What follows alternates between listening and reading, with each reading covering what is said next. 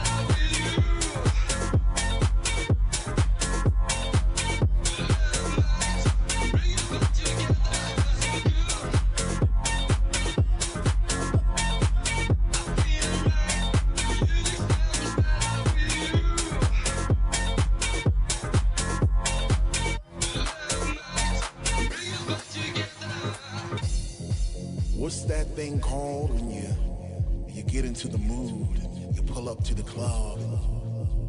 It's a long line, but you don't care because you can hear the thump outside those doors.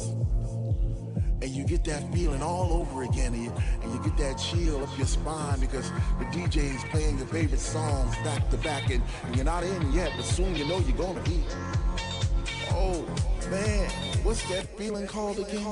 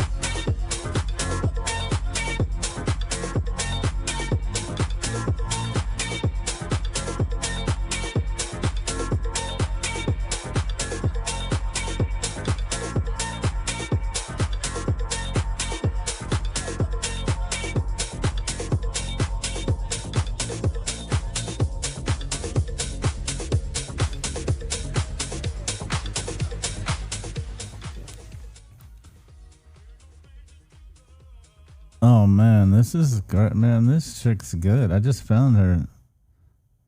Great mix. She's using Serato though. I hate DJs who use Serato. It's fucking weak ass shit. Anyway, I wanted you guys. I made a decision a while back. I'm just making it a reality now. You guys may or may not know. I have a pretty deep background in engineering with super high speed, super high precision manufacturing robots. Man, from back when I first started when I was 18 years old in manufacturing this, and fuck, I had a huge career in it, all the way up with working with Boeing and Cessna and even NASA for a little bit. I worked at Moriseki and also Mazak, Japanese company, the world's largest high precision machine tool manufacturer. Fuck, I got a background with this shit. I fucking know robotics really well. Super high speed, super high precision robotics. So, just showing you an example of one of the ideas I have is something like this. A bot that's, a simple arm that's a lamp that turns into something that folds the fucking towel or makes your bed or, give you a massage or something like that. This is the future of all kinds of things. And, obviously with elderly population, our whole population is aging. So things like this to help with things around the house is obviously has a massive future with it. And with embodied AI, this is just infinite. Everything that AI is eating in the software world is creating huge gaps and opportunity here in the robotics world. So I'm shifting into physical embodied AI as soon as humanly fucking possible. We're going to use all of these digital things, the marketplace, our authority sites, our Gastown, Prometheus, all this stuff, guides, our guide marketplace, all these things to produce revenue to go build something in the real fucking world. That's what I'm driven to do. So, how to use Serato PDF guide. That's huge, man. Yeah, that's exactly right. Fuck it. As much as I hate it, it's huge. A lot of people want to know how to do it. It does make it. There is a unique thing about it. So you guys that don't know what we're talking about, see these records right here? They say Serato on them. These are not real records. They're fake. But a real needle tracks them, and then what happens is it tracks digitally, and you're basically playing digital song on a physical record. It's kind of cool, actually, in its own way, but I don't know. There's a whole lot of people. It's a big marketplace for that, but that's exactly like Carlo just said it in chat right there. How to use Serato PDF guide. So many home DJs. I guarantee you, in fact, this girl right here at some point in her life would have bought that exact PDF. Fucking In fact, at some point in my DJing career, I would have bought that before I understood what Serato was all about. I would have bought it. Some little $27 thing for fucking sure. Hell yeah, man. I mean, all of us could probably do multiple 7-figure businesses just in the DJ space with little PDFs about how to do how to book gigs. Fuck, man. I was thinking about the barbershop guys. You know how many independent barbershop guys would love to know how to get business, how to get more leads, how to get more customers? Fuck. They'll all spend $30 on a little guide. Give them a few tips. Fucking hell, man. Something to pop in my head that I've got unique experience with that I know fucking people want, and you don't realize you want it until you get into the situation, and all of a sudden like, oh my God, I wish there was a fucking guide for this. Very specific situation. And there is a marketplace for this. So think about this. There's a marketplace for people who need to understand or want to understand what to expect and what to do when they're going into federal prison. There's a marketplace for that. You know how I know? Because I fucking experienced it. Huge marketplace, in fact. Because it turns out there's a lot of fucking criminals in the world, and we got a very aggressive fucking system that goes after shit, or at least they used to. But regardless, that's a marketplace. It's a marketplace for people coming out of prison, how to reintegrate, how to start a fucking business. I mean, think about that. We create a specific guide about how to create guides to create a guide-based business coming out of prison or the military. Same sort of thing. Hey, coming out of the military, you're infantry. Those skills don't translate into the real world. Well, fuck, man, you got all kinds of experience that can translate into blah, blah, blah, XYZ, here. Fuck. This is infinite. Really is. Hope you guys are seeing it.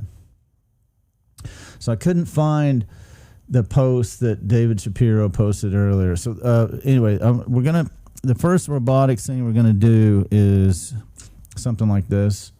Some little Playmate kind of, it's like a physical open claw.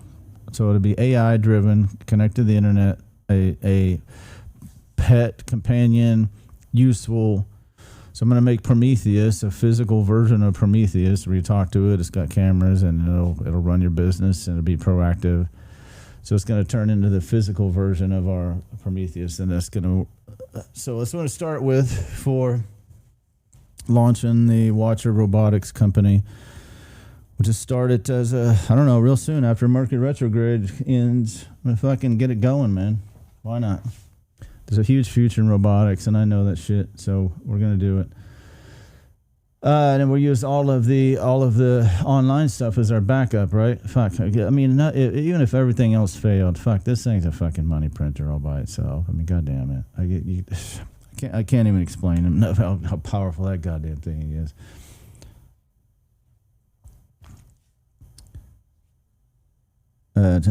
Carlos doing it right. He said, I'm thinking about everything I personally Google, Chat, GPT, and YouTube, endless ideas. Exactly. Whatever you're looking for and you find a solution for it and you figure out, guess what? Other people are looking for that too. And they don't want to hear some bullshit answer from AI.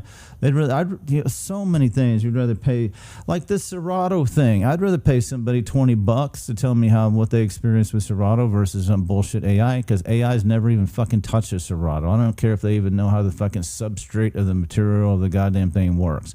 They do not know how to fucking touch the thing and make somebody feel something with that. That's a different goddamn guide. This is where our moat is, guys, from here going forward.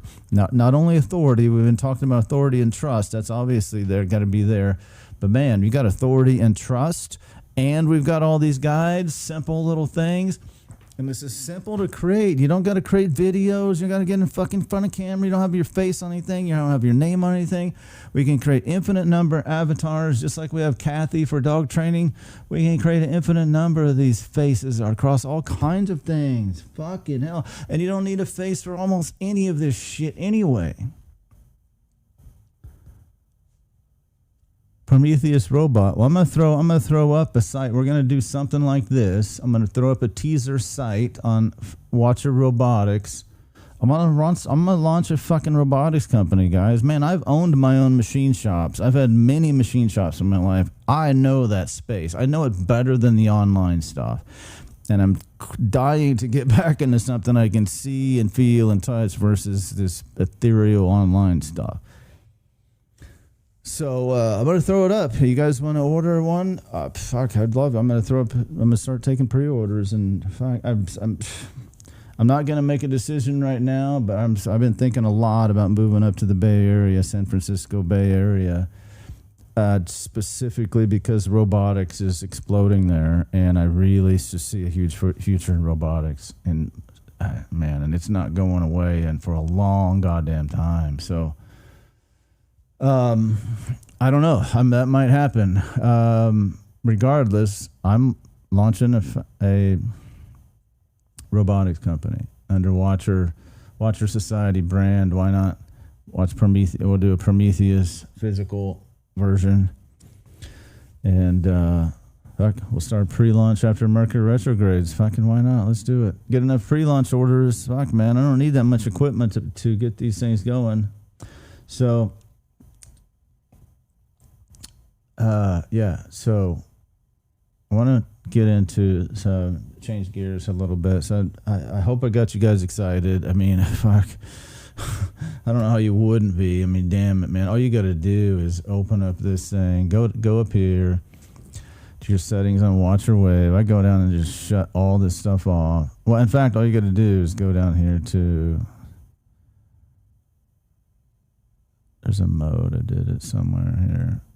Where are you? Signals only mode right here. You got to scroll down almost all the way down. Signals only mode right here. It's under entry signals. So this is how I have it set right here. I think all of these are off by default. So on the entry signals, I have all these except for patterns. I don't have that one. That's a weird one. I need to move out of there actually. And then I have signals only mode. I'll take a screenshot of this to give you guys this. And turn on signals only mode. You can see here from the information this hides all wave labels, zones, dashboard, lines, shows only entry signals. Now I don't want you guys to get handicapped by this. I mean, I guess it doesn't fucking matter. If you really want to learn it, this just shuts off all the stuff. And then you get this. You'll get this minus that, so you'll get something like that. I think you have to turn on the maybe show anchor. You have to all the way at the bottom show anchor EMA. That's this one here. You don't really need that one either. So that one. So you'll see this basically once you do all that. Signals only mode. I have these other things on that you're gonna want as well. For the other signals that aren't showing up just yet. Where was it? Show anchor. There it is. This 70, I think it's a 70 or 89, whatever it is. It's an 89 EMA. Yeah, it's an anchor EMA. That's our trend filter.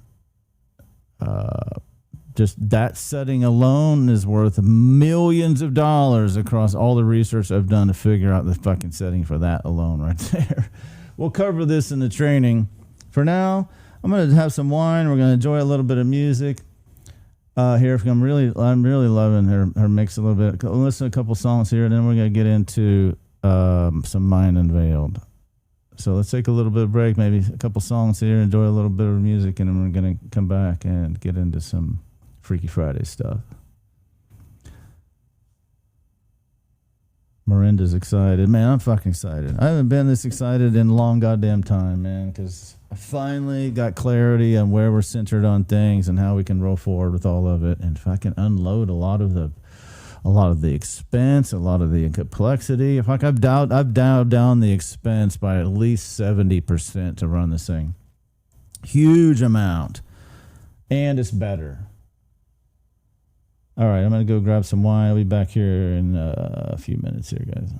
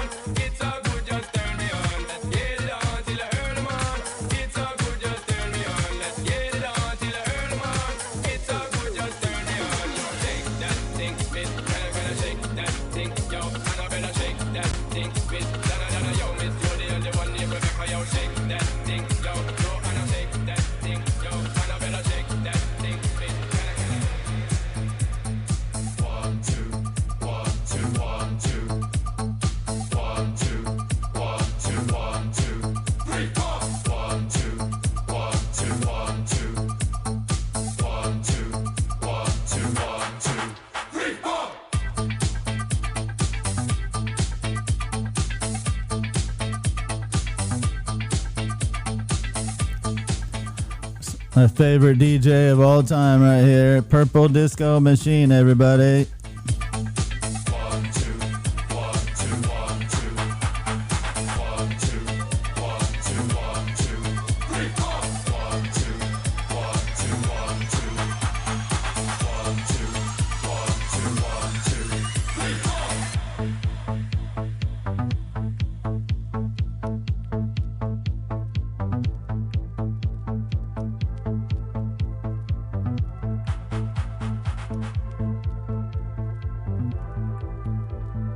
I don't know what I've been told.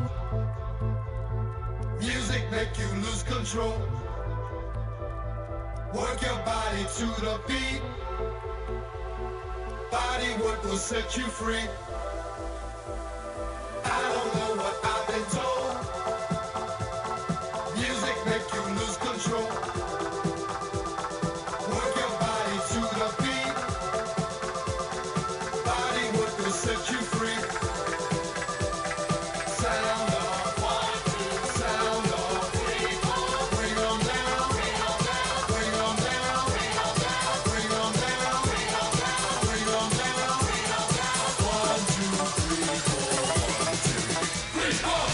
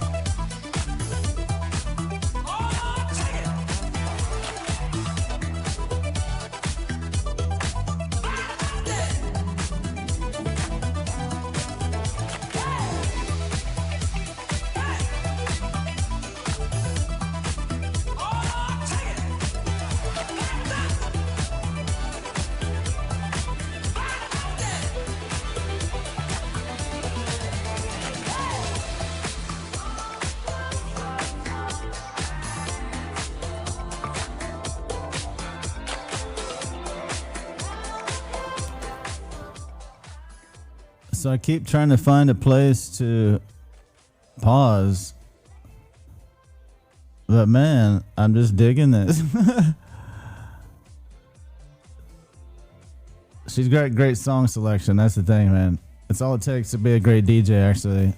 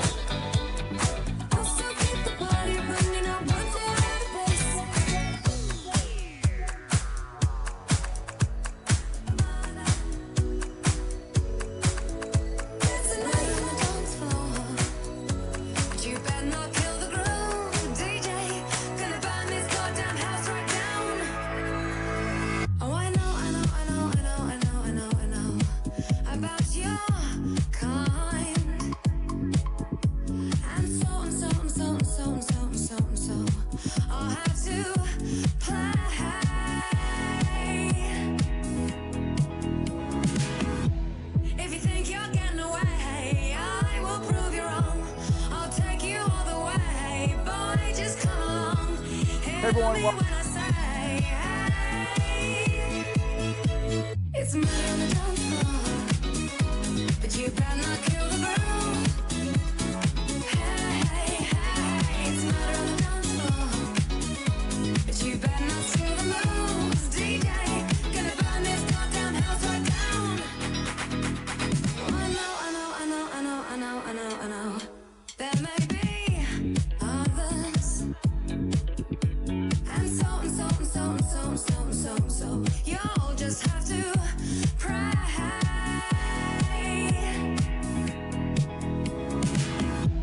If you think you're getting away, I will prove you wrong. I'll take you all the way. Stay another song. I'll blow you all away. It's murder on the dance floor, but you better not kill the groove. Hey, it's murder on the dance floor, but you better not steal the moves. DJ, gonna turn this house around somehow. Murder on the dance floor, but you better not kill the groove. Hey, it's murder on the dance floor, but you better not steal the moves. DJ, gonna burn this goddamn house right down.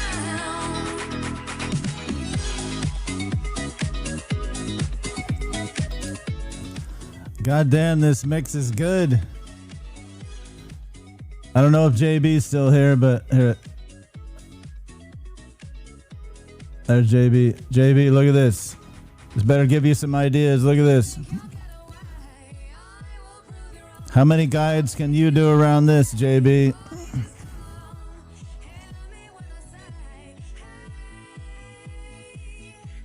It's murder on the dance floor, but you better not kill the groove. It's murder on the dance floor, but you better not steal the moves. DJ, gonna burn this goddamn house right down. Murder on the dance floor, but you better not kill the groove. Hey, it's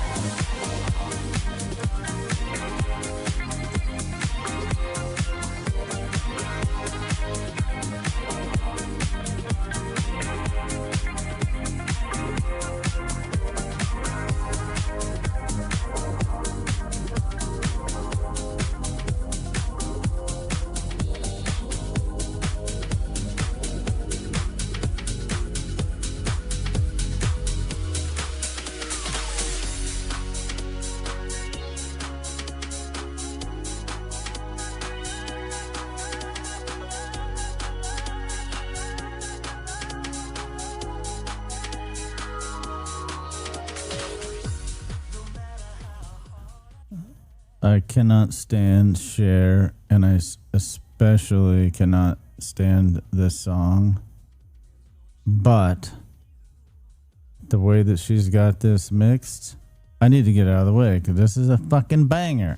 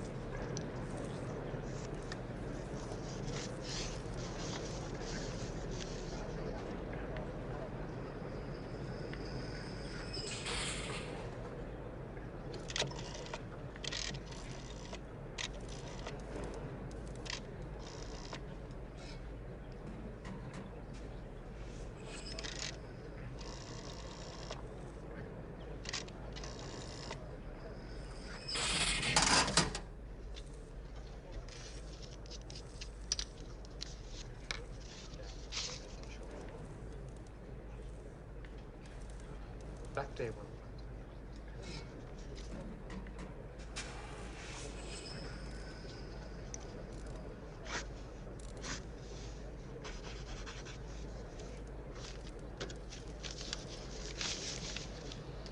Ref Times 14284, page 3 by line 2 should read Miniprod forecast increased choco ration April 1984 from 20 to 25 grams per week.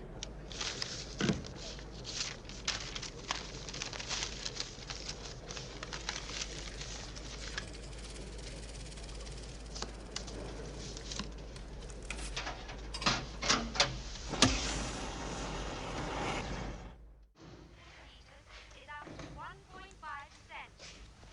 Switchgear 4.5%. Electrical wiring 10%. Cigarettes 18%. 2%. Morning, Smith. Parsons? Resistors and capacitors 4.5%. Heard the rumour? Yeah? Good news, is it? Oh, I should say so, yes. Choco rations going up. Really? 25 grams next week. Double plus good, eh? Speed right 14%. Vibro aging Brothers and sisters, the battle for production has been won. Completed returns show that the standard of living has risen by no less than 20% over the last year. All over Oceania, there have been spontaneous demonstrations of party workers voicing their gratitude and joy. In honor of this massive overfulfillment of the 9th three-year plan, it has been announced that the chocolate ration is to be increased to 25 grams per week.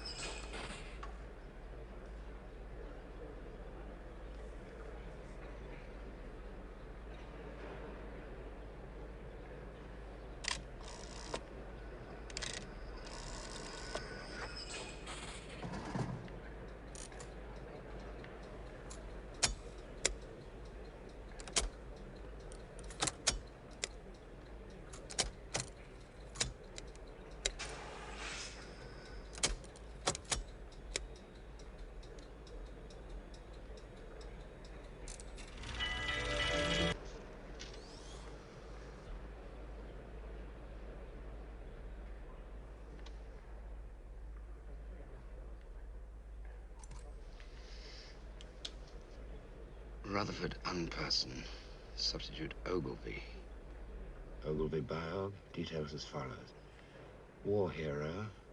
Recently killed Malabar front. Today awarded posthumous Order Conspicuous Merit Second Class.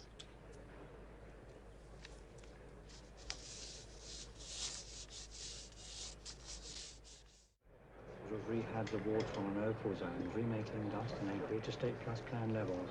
Intent Ego 1980 level in dust, output by 48%. Stock 10 deletion.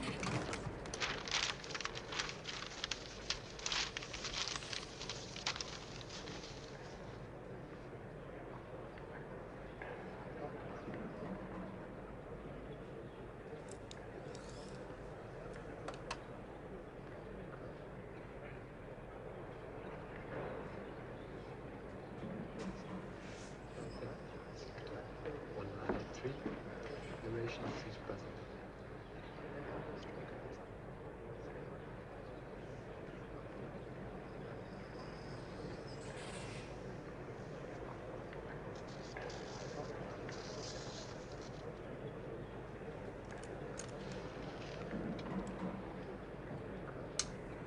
Times 311081.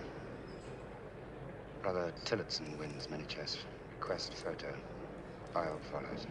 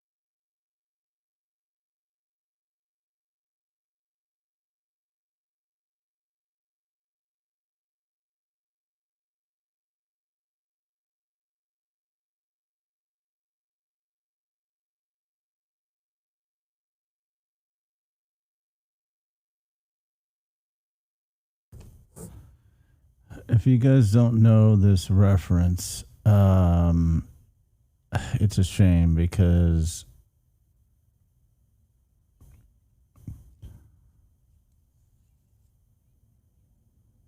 hero of the state of Oceania.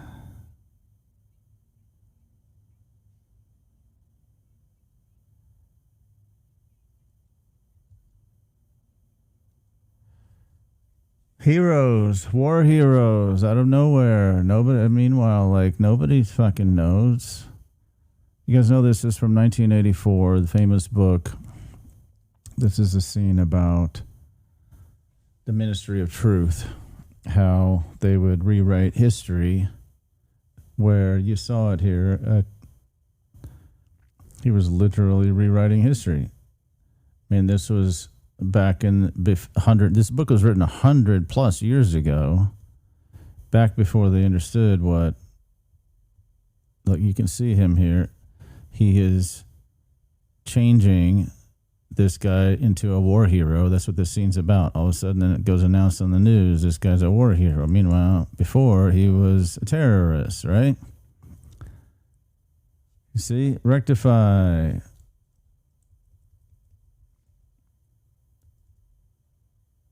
In the book, they do a really great job about this. You can tell how they use this newspeak kind of idea. Like they use back numbers, so you go backwards in time and rewrite the fucking thing, and then you mask over. This is the same fucking shit we're seeing in this goddamn Iran war. I could go on for hours about how much this is a bunch of fucking horse shit. It's a media bullshit fucking thing.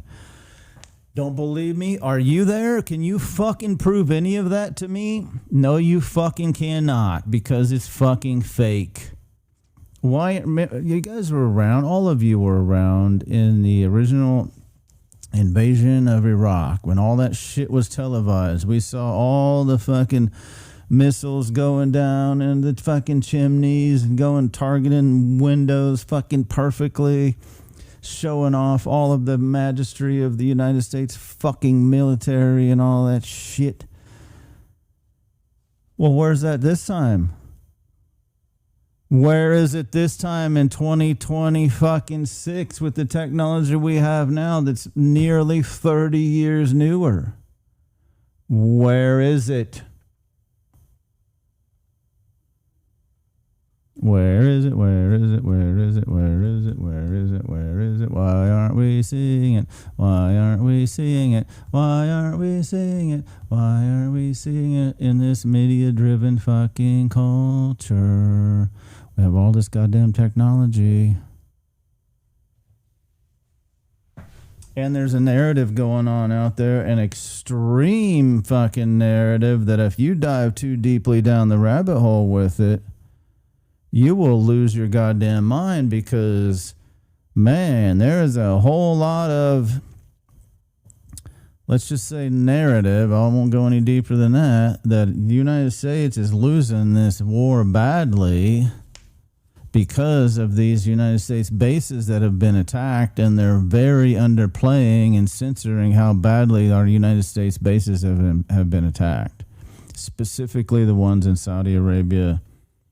Because those bases in Saudi Arabia and through that whole area are some of the most expensive and most expansive, most advanced military bases on planet fucking Earth. Specifically, one in Riyadh, Saudi Arabia, the one in Bahrain. All of those bases through that area are ridiculously advanced. Took trillions of dollars to build over fucking decades. And now they're getting fucking bombed like fucking crazy. And we're not hearing the truth about that shit. There's no fucking buddy live streaming from those bases.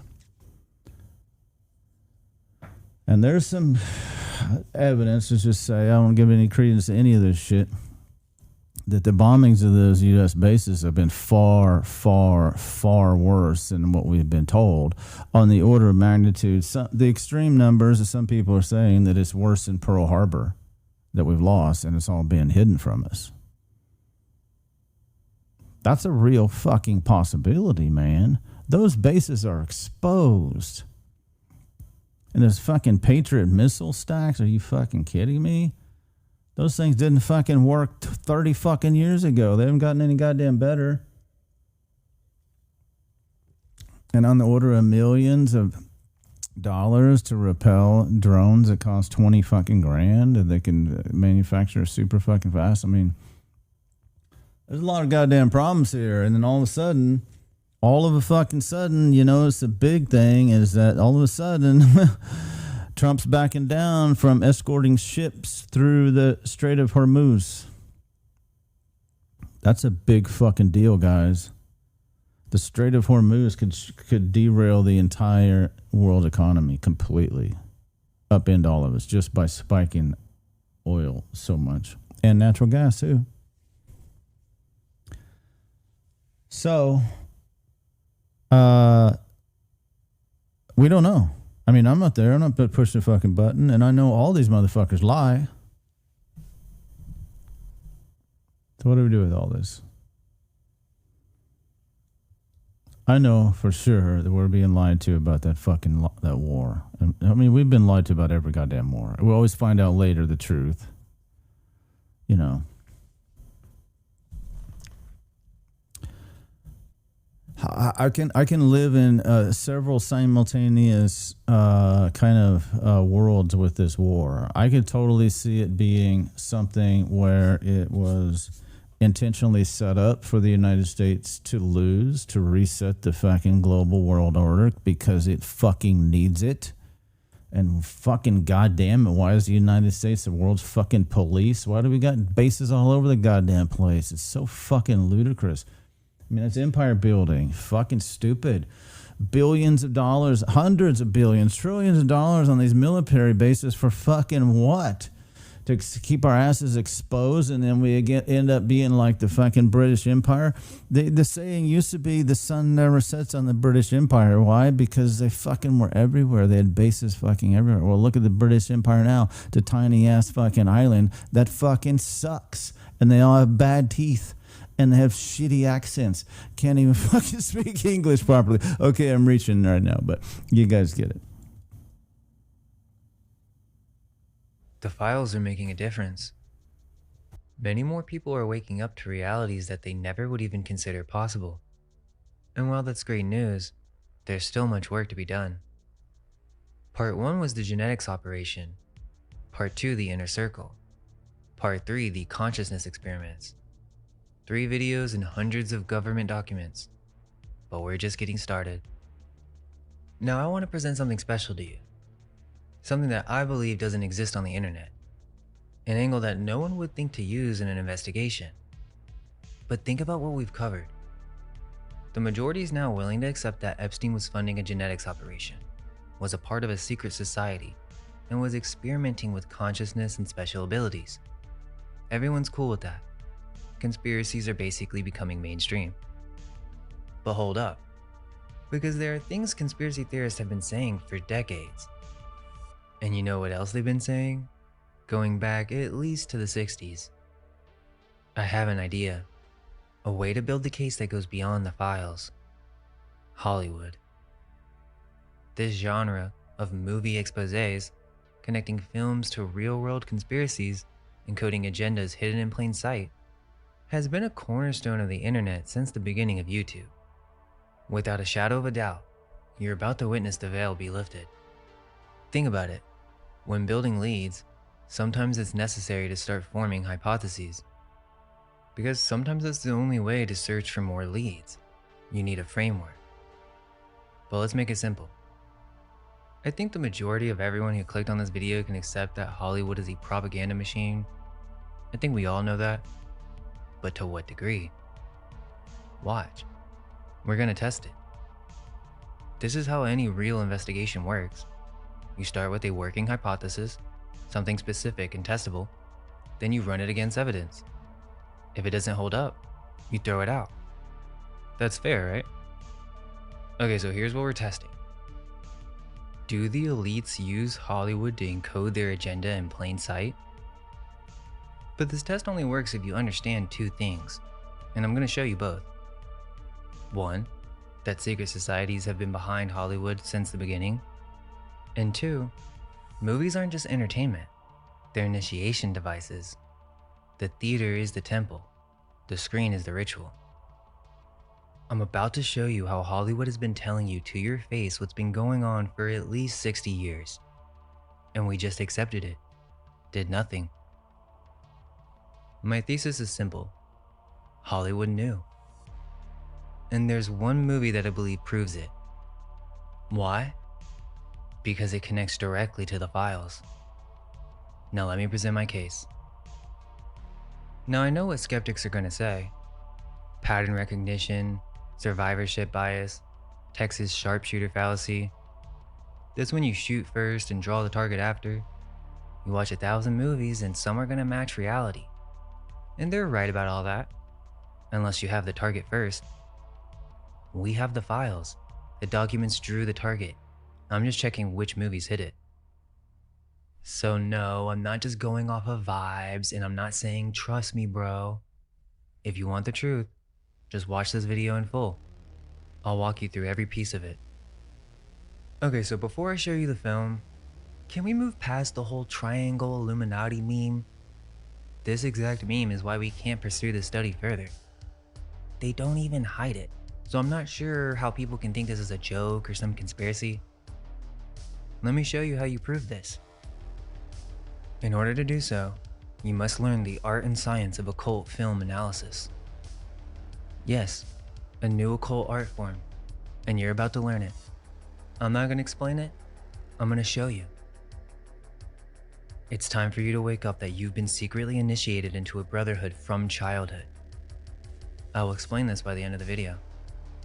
So there's already a lot here, but what makes this even more next level is, well, we have the files. Yeah, it's about to get crazy.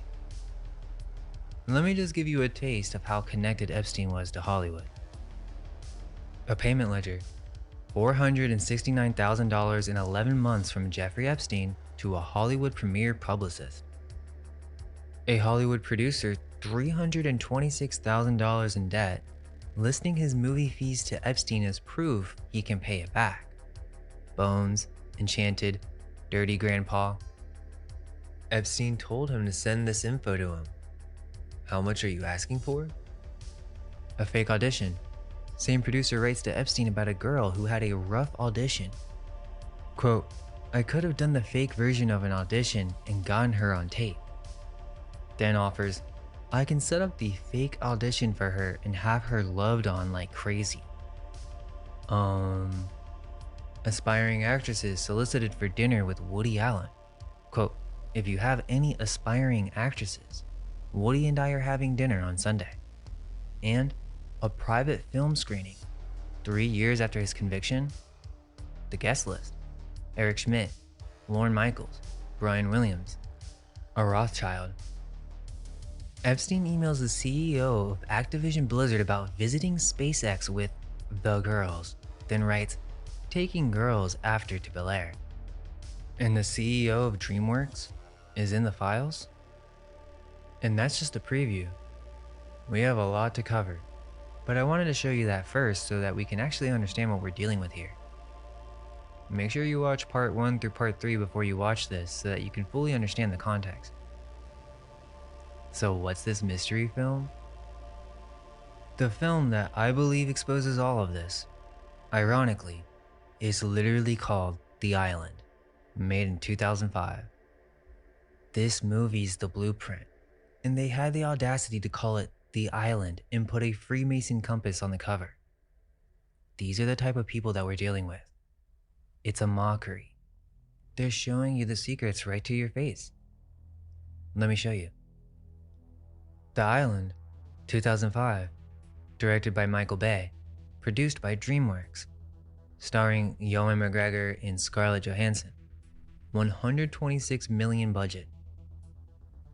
Okay, so the main premise is, in a near future underground facility, hundreds of people believe that they're the last survivors of a global contamination. Their only hope is a lottery win, and if you win, you get sent to the island, the last uncontaminated paradise on Earth. But as the movie goes on, we find out that the lottery is a lie. These people are clones, grown as insurance policies for wealthy sponsors. When your sponsor needs a new kidney, a new heart, a surrogate pregnancy, you win the lottery. They then harvest your organs and you die. Okay, but the film bombed. What's crazy is I actually watched this when I was younger, but it's one of those movies that you just kind of forget about. 162 million worldwide on a 126 million budget, and their critics called it a dumb Michael Bay action movie. So of course, no one really remembers it. And that's actually a pretty key data point. The action in the film is not very good. It's not well thought out at all. For a 126 million Michael Bay movie, the action is surprisingly weak. I mean, think about it. Where did this movie even come from? Michael Bay, really? Sure, don't get me wrong, there are a lot of VFX shots. But to me, it seems like a lot of the money went to the blueprint, the message. And I'm not the only one who sees this. Right now, the entire internet would agree this film is extremely sus. But now it's time to prove it. Alright, so we're about to get started. I just need to make a crucial distinction that many people new to this field of study may miss. People literally think Michael Bay directed this film. Remember the framework we're working from. What you will witness in this film, which is a common pattern in many films, especially in the early 2000s, is you have a front-end director and a back-end director. Basically, an exoteric director and an esoteric director. But just to be clear, this isn't common knowledge and there's no proof that this is true. However, I'm about to show you this is the case, and you, the audience, can be the judge. So, for The Island, there's the front-end director. That's the guy whose name's on the poster. Michael Bay. Explosions, Puma ads, car chases, the hype music. That's the entertainment. That's what's gonna keep you in your seat for 2 hours. It's pretty obvious when he's directing. Okay, but then there's the back-end director. You never see their name, and we cannot say for certain who this is. But anyone with any ounce of film knowledge will be able to notice a difference in directing. They work through the script, the set design, the framing, the symbols placed in the background. They encode information into the film that the front-end director may not even understand is there. When I show you what's inside this movie, you're gonna see both directors working. And once you can tell them apart, you'll never watch a film the same way again. With that, you know the film, you know the premise and the framework. Now let me show you why this isn't just another movie review. This movie is connected to the files. Let's start with the Scarlett connection since she is the main star of the movie. EFTA 01846326. Epstein's own words. Ask Woody's assistant if they want to invite Scarlett Johansson, as she is in New York. That is okay. So in 2012, Epstein personally requests Scarlett Johansson at his dinner through Woody Allen.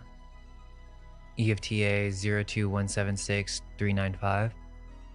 Catherine, Woody's assistant, Woody said he has a call into Scarlett. But he doubts she'll be able to come because she's working. But the attempt is documented. EFTA 016-18751. Epstein to Anil Ambani.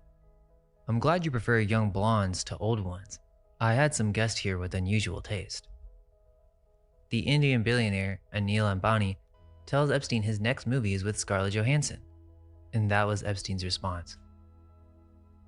Now this is not a direct connection to the film, but let's just remind ourselves of this EFTA from part 1, because this is going to set the context of what you're about to see. EFTA 026-04748, a fun spreadsheet for the Designer Baby and Human Cloning Company. Someone sent Epstein a use of funds spreadsheet for a Designer Baby and Human Cloning Company, August 2018. Okay, so DreamWorks released a film about cloning humans for the wealthy, And the CEO of DreamWorks had a screening event where Peggy Siegel directly invited Epstein to, the man who was being pitched a literal cloning company. Okay, so let's talk about this DreamWorks CEO, Katzenberg. Here's what ties the whole thing together. In 1979, a low-budget film called Parts, the Clonus horror, screened at Paramount Pictures. It has the same plot as The Island, clones grown for the wealthy. And the man who watched that screening was Jeffrey Katzenberg. He was VP of feature production at Paramount. According to the filmmaker, Katzenberg told him, "If you can make that for under $1 million, I'd like to see what you could do with 10." 25 years later, Katzenberg's company, DreamWorks, released The Island, $126 million budget, 90 documented points of similarity, and they settled the lawsuit for 7 figures, term sealed. Okay, so now let me show you the paper trail. EFTA 020-25245, September 4th, 2012. An invite goes out from Allison Reddington at the Peggy Siegel Company, and I want you to look at the CCs, Peggy Siegel herself, and the invite says, Jeffrey Katzenberg invites you to join director Peter Ramsey and producer Christina Steinberg for an intimate first look at DreamWorks Animation's Rise of the Guardians. This invite was sent directly to Epstein's personal email, EFTA 021-60988. 2 days later, Epstein's executive assistant, Leslie Groff, forwards the invite internally and writes, quote, "Jeffrey will attend this movie screening this Sunday." EFTA 01886807, the RSVP chain. Epstein's assistant, "Do you want me to RSVP for the screening on Sunday, September 9th? Epstein replies, "Yes." And the response back is, "Great, I will RSVP you +1. +1. And then on the day of the screening, September 9th, 2012, Epstein emails Peggy, "I won't come tonight to the screening. Call if you get a chance." And Peggy writes back, "Where are you? Calling mobile right now. Of course you can come to anything." Then sends the details. It's The Rise of the Guardian, an amazing animated film Jeffrey Katzenberg is positioning for an Oscar. 5 p.m. at Dolby Screening Room. 6:30 p.m. casual dinner at the Monkey Bar for Katzenberg. If can't make film and want to see Jeffrey K, come. XOXO Peg. That's EFTA 02560713. We also must consider whether they're being secretive here. Now, who is Peg? Well, the original invite was sent from the Peggy Siegel Company. Peggy CC'd by full name on EFTA 020-25245 and EFTA 01886807, and the sign-off XOXO Peg matches another email from October 2016, EFTA 020411167, where Epstein's assistant reaches out to Peggy and says, "Hello Peggy, Jeffrey wants you to know he is here all week in case you want to see him." And Peggy responds, "Just emailed him. I'm on it. We'll send a list tonight and more tomorrow. XOXO Peg." So let me break down what we're actually looking at here. Peggy Siegel is not just some random publicist who happened to know Epstein.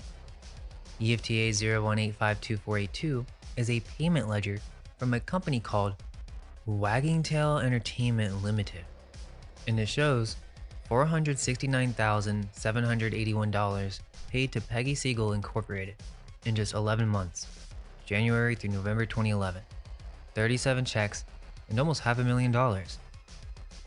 But it would seem that Wagging Tail isn't just some random company. There's another document, EFTA 01994205. This lays out the entire financial structure. It says, all expenses for the Peggy Siegel Company are paid by Wagging Tail Entertainment Limited. And Wagging Tail Entertainment Limited pays a commission fee to Peggy Siegel Incorporated.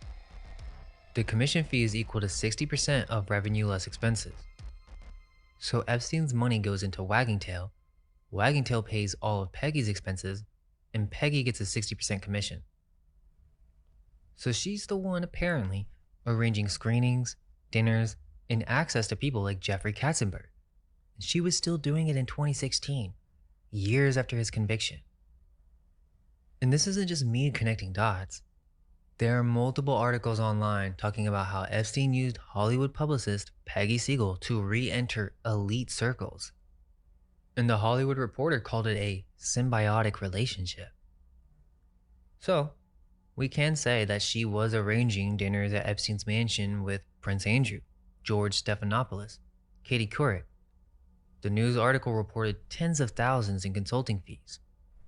But it seems that the actual payment ledger says $469,781. Okay, but the Peggy files are pretty crazy. EFTA 01857662, August 12th, 2011. An email chain between Epstein and Peggy. The subject line is Accountant Michael Rubenstein. They're discussing normal business stuff, and then Epstein writes, quote, "Let the accountant and Michaels do everything. You schmooze and find me a baby mama." Peggy responds, quote, "A baby mama? If I wasn't 102, I would take that job in a nanosecond. Couldn't I be the auntie mama? I would be excellent at that job." Here's the problem. You have to find someone who will take it as a business deal and not get crazy emotional. A girl who wants a certain life that she can't get any other way is a candidate, but must be stable like a rock. Take note of this conversation because by the end of the video, you will read that email differently. Epstein replies, quote, "I need great genes, smart, pretty, funny." And Peggy comes back with, quote, "I'm thinking this is a position for a European who understands the mistress, in this case baby mama, mentality. You need someone young without much of a career, maybe a professional student, someone who's kept and can just keep going to school, getting all sorts of degrees. Also, who doesn't have much of a family herself. The last thing you want is in-laws." And at the end of the same chain, Epstein writes, "No, but there is a commission paid from Wagging Tail." The same Wagging Tail. Again, they're being secretive. And that company was paying her $500,000 a year. EFTA 024-38648, October 19th, 2009. The subject line is tall kids. Peggy writes to Epstein, quote, "Remember when you asked me what is the most important trait for a child? And I said height, then intelligence?" EFTA 024-33105, December 18th, 2009. Peggy's on a plane to Nairobi with her daughter, Maddie, heading to Kenya safari that Epstein paid for, and she emails him from the plane, quote, "Can I bring a little baby bag for you? Or two? Boys or girls? So Madonna." EFTA 01831012, December 24th, 2010. Peggy writes Epstein from St. Barth's, quote, "Please be careful about walking around with 3 girls. Even though they're legal, I worry about your social resurrection." Resurrection? And then July 2012, EFTA 018777490. Leslie Groff relays a message from Peggy to Epstein, quote, "Peggy says that she does not want young girls with no last names at the screening on Wednesday night of the campaign. She says the press will be there. She requests over 30. Whoa, what? Girls at screenings? And then there's this. EFTA 01953263.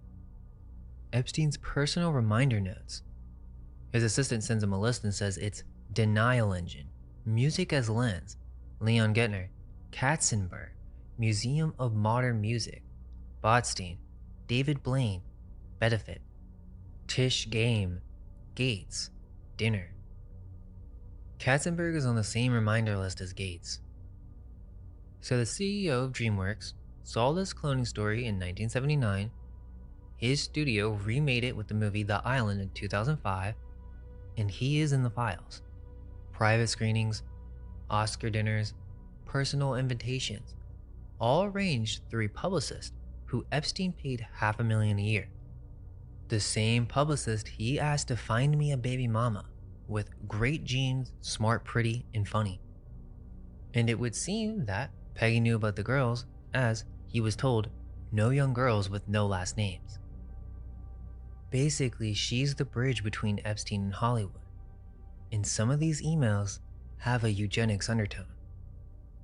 Okay, so you have the files and the connections. Now let me show you this film and you tell me if this is a coincidence. Sit back, get some snacks, and let's dive in. The film opens up and we're flying over an island. And already we need to pay attention because this is a dream sequence. However, it becomes apparent that this is no normal dream. It's a false memory being implanted. We see this paradise, this island, and it looks heavenly, almost like an afterlife. But there's something very dark about this. There is an angelic woman, but also terrifying at the same time. This is a femme fatale Lucifer reference. Take note for later. Then we hear, "You're special. You have a very special purpose in life." And then, "You've been chosen." These are MK Ultra programmed messages. And right as this is happening, we get a butterfly on the screen. That's the signal for Monarch programming. Okay, but the thing is, you wouldn't see that if you were watching the film normally.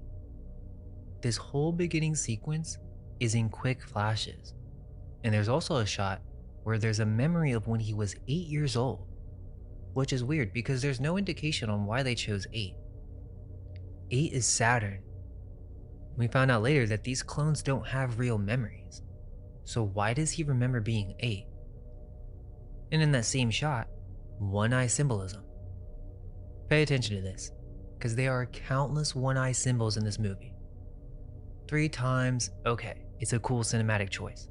20 times, it's undeniable. It's being used as a control, enlightenment, and initiation symbol. We're going to be counting them. And then we see hazmat suits. People in hazmat suits and radioactive imagery all flashing throughout this dream. Okay, this is crazy because the Epstein survivor, Juliette Bryant, testified she woke up paralyzed in a laboratory at Zorro Ranch. And she mentioned people in hazmat suits. She even said that Michael Bay was present at the ranch in 2004, 1 year before this film. Guys, I'm not saying it's true, but do you realize how crazy this is? An Epstein victim accused Michael Bay of being present at the ranch in 2004, the same ranch that she claimed there was a secret lab. Alright, now focus. Then, a man wakes up. It was just a dream. But was it? Good morning, Lincoln 6 Echo. An AI monitored room. The man is confused. It would seem we're in some futuristic environment because the AI system in this facility immediately picks up that he's having erratic REM sleep cycles, meaning someone or something is monitoring his dreams. We find out that his name is Lincoln 6 Echo. Weird name, right? Well, it's not a name, it's an entry, an ID, a serial number. But we'll come back to the esoteric symbolism towards the end. The man who just woke up from this dream is clearly confused and doesn't know what's going on. There's a notification to report to the Tranquility Center. Seems pretty chill. So he goes to the Tranquility Center, and this is kind of weird. Notice how thought out everything is. So first, he has to go through a wake-up contamination screening process. Then he gets dressed, and of course, he has to put on his Puma shoes. Well, he's missing a shoe, and he talks to a camera on the wall, and we find out that there's some control center. This implies that this man is a part of some type of large experiment. Someone is sitting in front of multiple monitors watching all of this. Every single thing these people do is monitored. But the movie is very fast-paced, so it doesn't explain what's happening just yet. And keep in mind, when people were watching this in 2005, they most likely didn't really suspect anything weird. But now with fresh eyes, it's easy to see. So he leaves his cell and he starts walking in the hallway with a bunch of other people wearing the same clothing. They get into an elevator, and this scene is where we find out some more of the lore. The elevator AI system says, "Good morning, July 19th, 2019. Now this film came out in 2005, but they set it to 2019. So were they saying that this technology, human cloning, organ harvesting, all of this was going to be possible by 2019? That's a very interesting date to pick, is all I'm saying.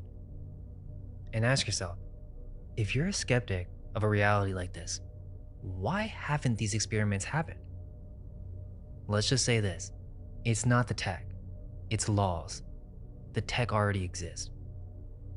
So we know the year, but technically this is the future in 2005.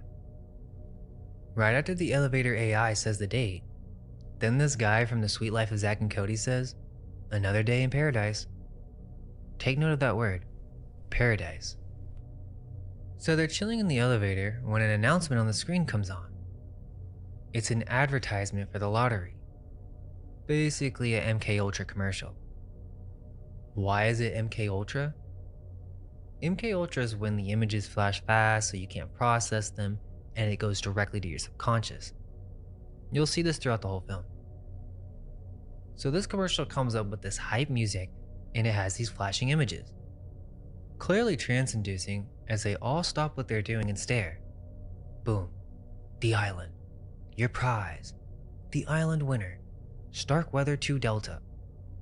And then we get an attractive woman who appears on the screen and says in a sensual voice, "Your time has come. You're moving out to the island." Then the winner, Starkweather 2 Delta, played by Michael Clark Duncan, is on the screen and he's the celebrity talking about how the biggest dream of his life just came true. And then he says, "I've only been with you guys for like 6 months, but I won." He's Mr. Popular. He can't believe it. He's going to the island. And notice the circular black and white background. This does create a hypnotic effect on the viewer. This is a fake celebrity endorsement being used to sell the lottery to the rest of the people here. Does that remind you of anything? So Starkweather won, and he's freaking out because he gets to go to the island. That's what's happening in this scene. Okay, but let's take a few notes. This is a lottery system which is announced by, what I would argue, a sexually charged female announcer to a bunch of people who seem to be living in a controlled environment. And the biggest dream is to win this lottery, so you go to the island. Let's continue. The last thing that she says is the island is nature's last remaining pathogen-free zone. That's what they call the island. The beginning part is extremely detailed, so bear with me. It is all important. So they're still in the elevator, and this guy's getting upset because he's been here way longer than 6 months. Why does he never win? The lottery is literally stressing them out. And we cut back to the control room. We got a disturbance on elevator 12. So any change in hormonal level is monitored. Someone behind the scenes is tracking all of them. Then there's this conversation between the clones, and we find out that some of them have been here for 2 years, 3 years, and then this one guy says he's been here for 7 years. So we know that this operation has been running for at least 7 years. Then we get a zoom out wide shot of the facility, and look at this is crazy. It literally looks like a generator.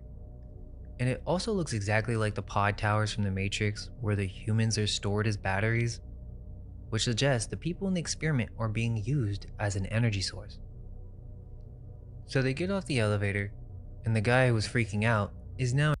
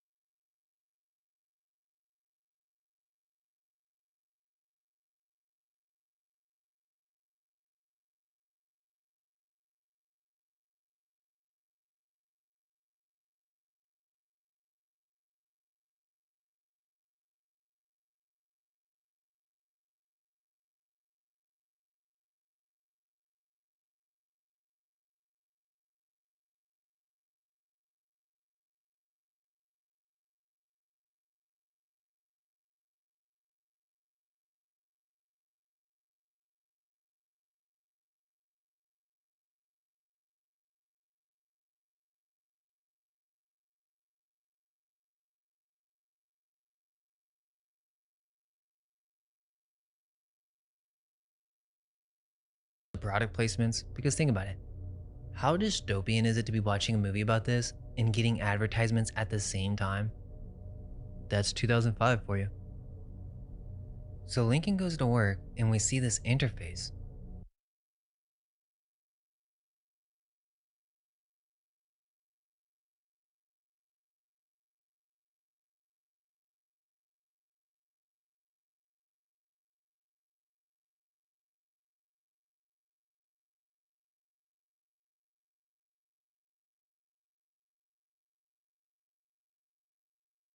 Basically this. Lincoln is sitting at a long table with these tubes laid across it, maybe 30 of them, half red, half blue, and his job is to inject specific amounts of nutrients into them. On the other side, there's another clone doing the same thing with the red tubes, which could be blood, but these are different nutrient lines basically. And they're all wearing these blue coats with a logo on them. So Lincoln asked the guy next to him, "Do you ever get bored doing this?" And the guy goes, "I never really thought about it." Lincoln says, "Where do the tubes go?" And the guy just points. They start there and they go right there. He has no idea, and none of them do. Which is a perfect analogy for the mainstream. Someone questions the system, and the answer is, well, duh, it's obvious. But nobody actually knows where the tubes go. Then they notice this new guy, 7 Foxtrot, and he's in this stupor. They're trying to teach him how to do this job. And one of the clones says, "Man, did we all look that stupid when we went through decontamination?" So it's telling you that every clone goes through this phase. They basically come in blank and slowly get programmed into their role. So now this guy next to Lincoln, and this is interesting. He goes, "Hey, Mr. Man with all the questions, let me ask you this." And he leans in. "The lottery's supposed to be random, right? What if it's not? What if it's rigged?" So this is basically our conspiracy guy, but it's our clueless conspiracy guy. The one that makes alternative researchers look like crackpots. He pulls out this crazy note, and he says that he's been charting the last 20 people who won a spot on the island, excluding, of course, the women who were picked to be breeders. Okay, whoa. So the film is telling you that some of the female clones are selected for reproduction. And so what he did is he took the first letter of each name and assigned it a point value based on its position in the alphabet. Like the last guy, Starkweather. S equals 15, and then Q equals 15. S equals 19. Do you see what I'm saying? And Lincoln's like, no. But essentially this guy is doing gematria, assigning numerical values to letters and trying to decode a hidden pattern in a 2005 Michael Bay movie. Okay, but this scene's doing multiple things at once. It's showing you how conspiracy theorists work. He has the right instinct. He feels something is wrong, but he looks crazy. His math doesn't add up. He still doesn't have the full picture because he's trying to crack the system to win, not to escape. He almost accidentally cracked the code, but he still believes in the lottery. That's a metaphor. So, then out of nowhere, a woman collapses holding her stomach and everyone rushes over. She's an alpha and she's pregnant. And the moment they realize this, an announcement comes on. "Lima, you're going to the island." And then look at Jordan's face. They are genuinely happy for this woman. She hugs her, all the people are applauding. It's a celebration. And then it cuts to Jones in the background going, "That's fair. That's real fair." Because basically, a pregnant woman just skipped the line that he was trying to hack. And they all watch her leave like she's won the golden ticket, but nobody knows what's about to happen. Then right after this, people in white hazmat suits come in to clean up the scene, and it's kind of like Monsters Inc., the same energy when they come in and clean up after a human sighting. Kind of weird. Now we're moving on to the next scene, and Lincoln's at a terminal and he calls tech services. "I'm down. Computer guy's in Sector 6. Then he gets a contamination kit and says he has to go deal with it. But clearly this is an excuse. And he takes a try key. Then he leaves. This is where we meet Mac. Steve Buscemi. He lives in the back end of the facility, like the maintenance tunnels. This is Sector 6. Lincoln comes to see him because his chip fried again. And Mac's just like, yeah, your chip fried. How much longer do you think that one's gonna work? So he knows this is an excuse. Obviously this is their gig. Realistically, it doesn't make sense. But the signal is, this is a secret meeting. The strange hermit who teaches the beginner the basics of knowledge. So Mac's a supervisor, but he's not like the others. Obviously he's living in basically a cave, and on the walls, there's photos of models, magazine cutouts of women. And Lincoln notices this and says, "Are these your friends?" And Mac goes, "Yeah, sometimes." Lincoln's like, "Where's their clothes?" But Mac never answers it. So again, you're gonna see these subtle undertones. Sure, on the surface, he could just be a lonely guy with magazines, but think about who this character is. There are no signs that he's a creep in the film. He's actually the most human character, I guess. But he has a catalog of real women on his wall in a facility that makes artificial people. Note that. Then Lincoln asks, "What's with Dr. Merrick?" Mac tells him that he has a god complex. All doctors are like that. They think they know everything. And Lincoln says, "What's God?" So the religious symbolism is there. He doesn't know what God is. He's never been taught the concept. And Mac,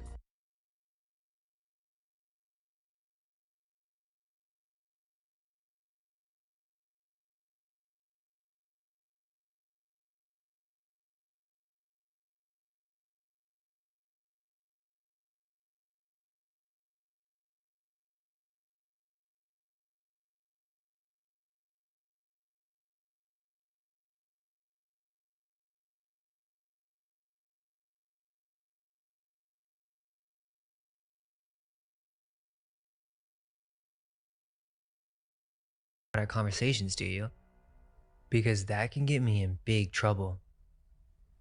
So think about what this scene is really showing you. A supervisor in a classified facility, secretly meeting with a clone, sharing forbidden knowledge, risking his position in the back rooms where nobody can see them. This is a secret society dynamic. It's an Enlightenment reference. The initiated sharing truth with the uninitiated in a hidden chamber. And then as Lincoln is leaving, he sees a butterfly or a moth. It looks more like a moth, but it still holds the same mind-control significance because it is multi-layered. He follows this bug through the corridors, through a door marked "Warning, Level 3 authorized personnel only," and this is when he catches it. What's happening is, if there's contamination that wiped out the outside world, if nothing can survive out there, then how's a bug inside the facility? The contamination must be a lie. The bug is a bug in the system. In this case, it's the opposite of the symbol in the Matrix, where the bug is a parasite. In this instance, the bug is a random chance anomaly in the system. But again, it's another Enlightenment symbol. He is waking up to the truth. And then as he's walking through the main facility, there's this Department 6, Department of Recreation. I haven't been pointing them all out, but hopefully you've noticed all these 6 and 9s and the inversion of the two. They are all throughout the film.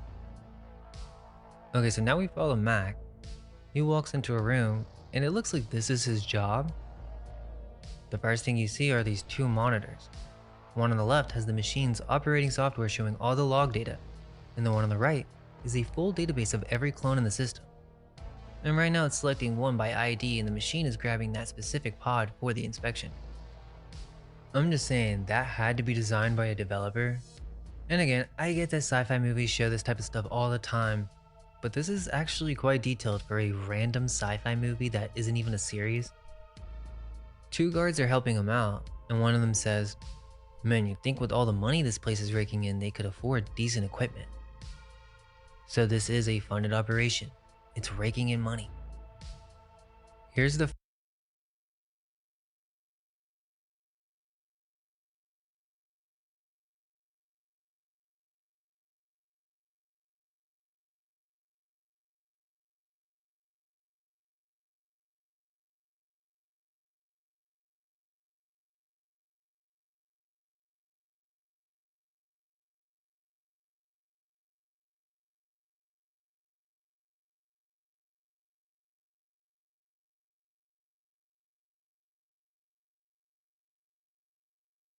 loving arms of your mother.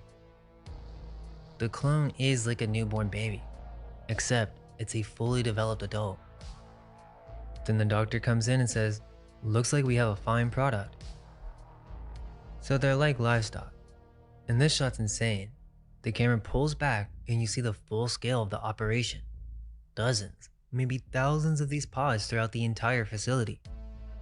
What's interesting is that they're different stages of development. Some of them are blood vessels,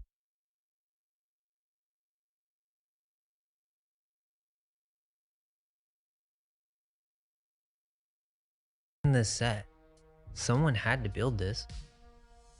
But if you follow the camera, this is an interesting technique, something only the back-end director would think. The camera follows over the pods and then it goes through the nutrient tubes, the same tubes Lincoln was injecting nutrients into all day at his job in the Department of Labor.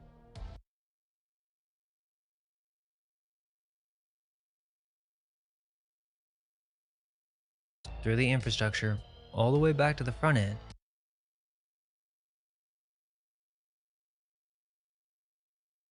He's been feeding the clones. That's their job, to create more clones. And they have no idea. That doesn't seem like a Michael Bay shot to me. That's a visual metaphor where the camera physically traces a supply chain from the product back to the unknowing worker coming back full circle. So now Lincoln's back in his room, and the moth is in a glass jar on his nightstand, and look at the shot. One-eye symbolism. Okay, now you might think that's a reach, but it's a deliberate composition. The cinematographer framed the bug and the eye together in that same shot, and he says, "little bug." Now think about that.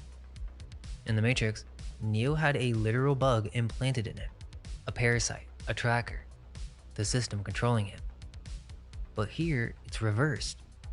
The bug's not a parasite, it's the revealer, a glitch in the system, an accidental life form that got inside the facility, and it's going to lead to the clones waking up. It's a bug in the software. And the way Lincoln is looking at it, the jar's like right in front of his head, like it's inside of his mind, almost a homunculus reference, the genius awakening within him. Then we cut to what the clones do for fun, and this is pretty wild. They play virtual reality games, and it's connected to Xbox. So Lincoln and Jordan are fighting each other in this full body motion tracked virtual reality system, and it's branded Xbox. And who owns Xbox? But notice that their virtual selves experience pain. He spits out a tooth and bleeds a little bit. So even the game system is conditioning them to associate virtual experiences with real physical sensation. Then the clones apparently have nightlife. They actually have a club. So the facility has a lounge, it's got the colored lights and music, basically the illusion of nightlife so they don't go crazy. It honestly reminds me of Brave New World because it's almost like they're giving them soma. Give them entertainment, keep them pacified. And then we even get an Aquafina ad. It's really random when you're watching the movie too. They come out of nowhere. The camera will just randomly zoom into the Aquafina water bottle. Then they have another eugenics detail here. Lincoln has to drink this dark, sloppy vegetable juice, while Jordan's ordering this beautiful petal juice. It's good for her skin. Remember, she's a Delta, so she has higher privileges. We get another one eye here too. Then Lincoln tells Jordan about the bug. So this is where it falls apart, because Jordan says, "But I thought they went extinct with the contamination." And then Lincoln mentions, "Well, how did they get past the pathogen sensors?" And he goes, "How does anyone survive? They keep finding people and bringing them here, but where do they come from?" Notice how the bug is connected to questioning and becoming more awake. And Jordan pushes back. It's good that they find survivors. Why do you question the good? You only think about the bad. So she's just completely nescient. She believes the system. She's hopeful and positive in a situation where she has no idea what her fate actually is. Lincoln just says, "I have a feeling that something is wrong." Again, we see the control room, monitors everywhere. the lottery's back on. It's operating literally like a television production. That's what it is a show, and they have a whole team running it. Good evening, live from EtherCon. EtherCon? So notice how this lottery winning system has a headquarters whether fictional or real called EtherCon. She says, welcome to the lottery spin. It's been a busy week. We had a record 2 winners so far. Tonight's winner will be selected at random for relocation to the island, transported to the world's last paradise. And as she says, transported to the world's last paradise, pay attention, look at the shot that's on the screen. Merrick is watching from above, drinking something, and the drink is red, 100% red, and his face is framed in one-eye symbolism. How else do you explain that? This is during the lottery, during the announcement of who gets transported. The man who runs the slaughterhouse, watching the selection, drinking red with one eye. That one shot alone ties the organ harvesting to sacrificial blood ritual imagery. If you know, you know. The names spin, and it lands on Jordan 2 Delta. Step up, your time has come. You're moving out to the island. And look at this shot. There's hundreds of clones in white, all clapping and celebrating like a congregation, like a church. Jordan can't believe it. She goes to Lincoln and says, I have to go in the morning. And Lincoln says, you were right. Good things do happen. But Lincoln knows that something's not right. And behind him on the ether screens, we see the words, your time. Everyone's celebrating, but he's the only one in the room who feels that something's wrong, but he doesn't know why. They're then separated, and she walks away and says, I'll see you on the island. Lincoln goes to sleep in the dream.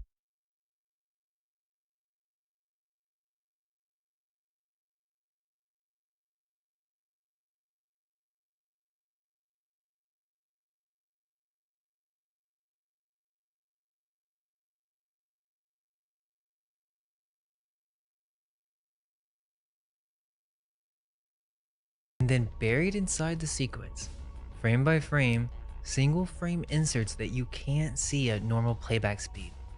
You have to go frame by frame. That means it's subliminal. Okay, here's what's in the sequence. It says obedient, flashes for 1 frame, then a rising sun, a baby being born, love, the island, stop, an image of contaminated America. So Merrick is America. A beach. The island paradise. Lucky.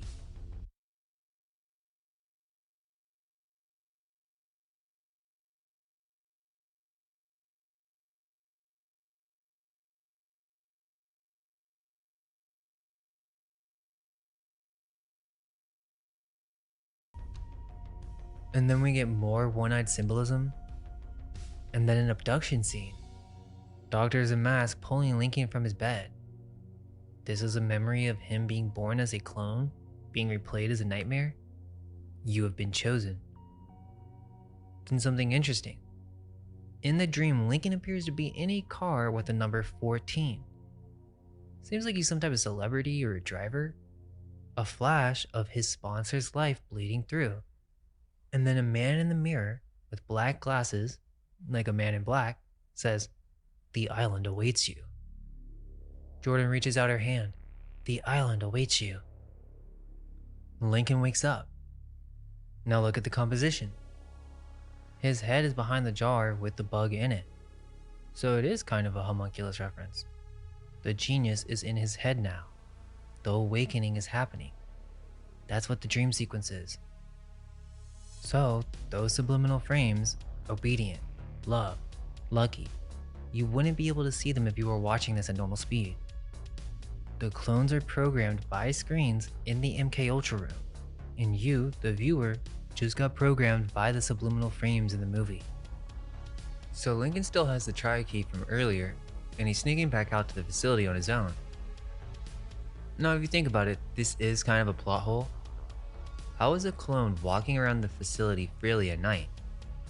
Don't they have cameras? Unless Merrick is allowing it. Unless the system is testing him, letting the bug do its work, seeing how far his curiosity goes before they intervene. So he comes up to the sign, level 3 authorized personnel only, contamination risk. So this is the edge of their world. The story that keeps everything away.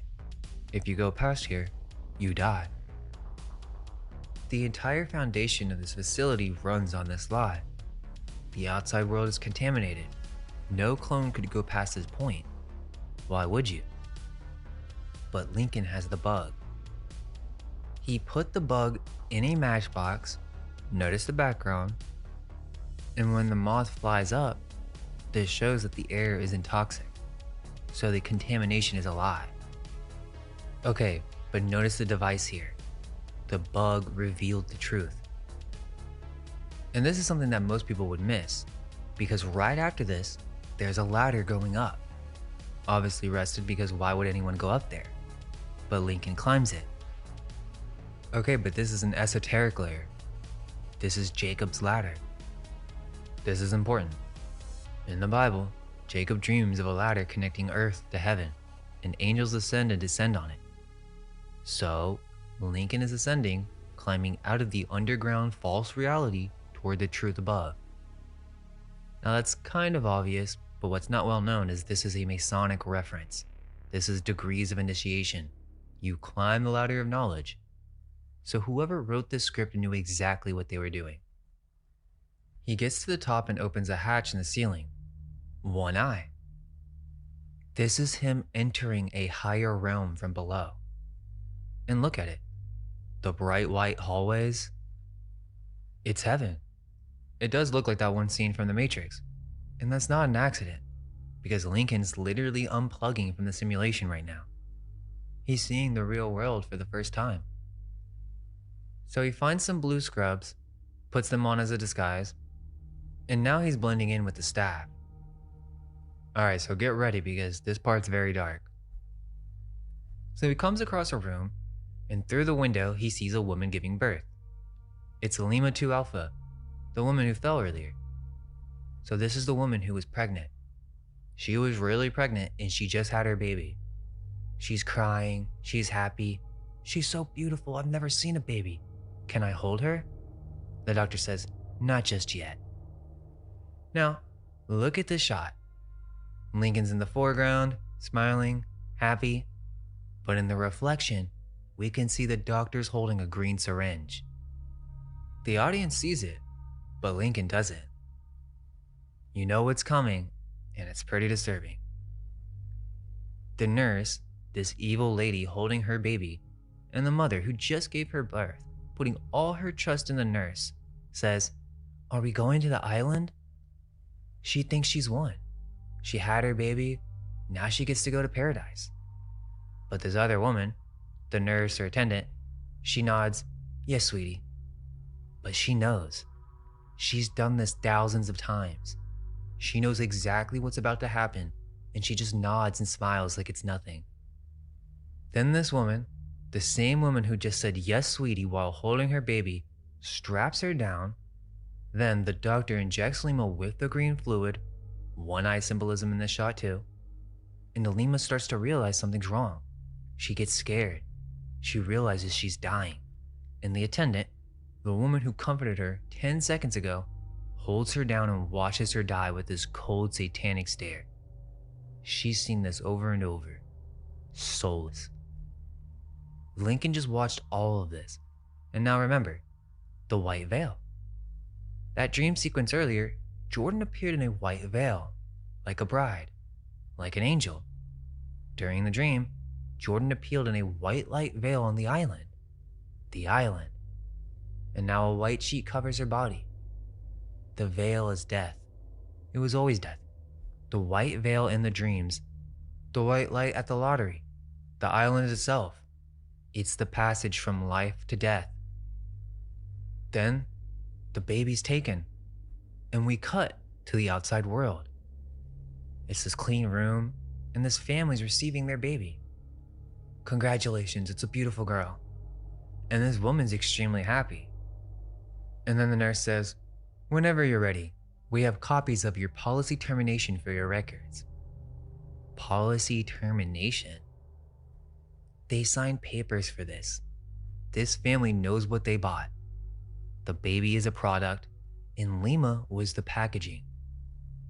But did you notice something? I'm not going to point it out right now. I'll save it for later.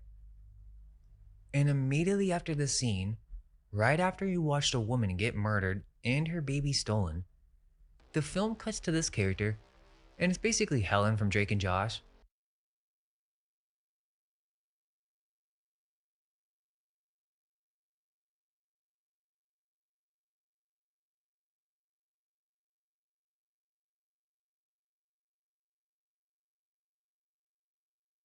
Is he in there? It's comedic relief.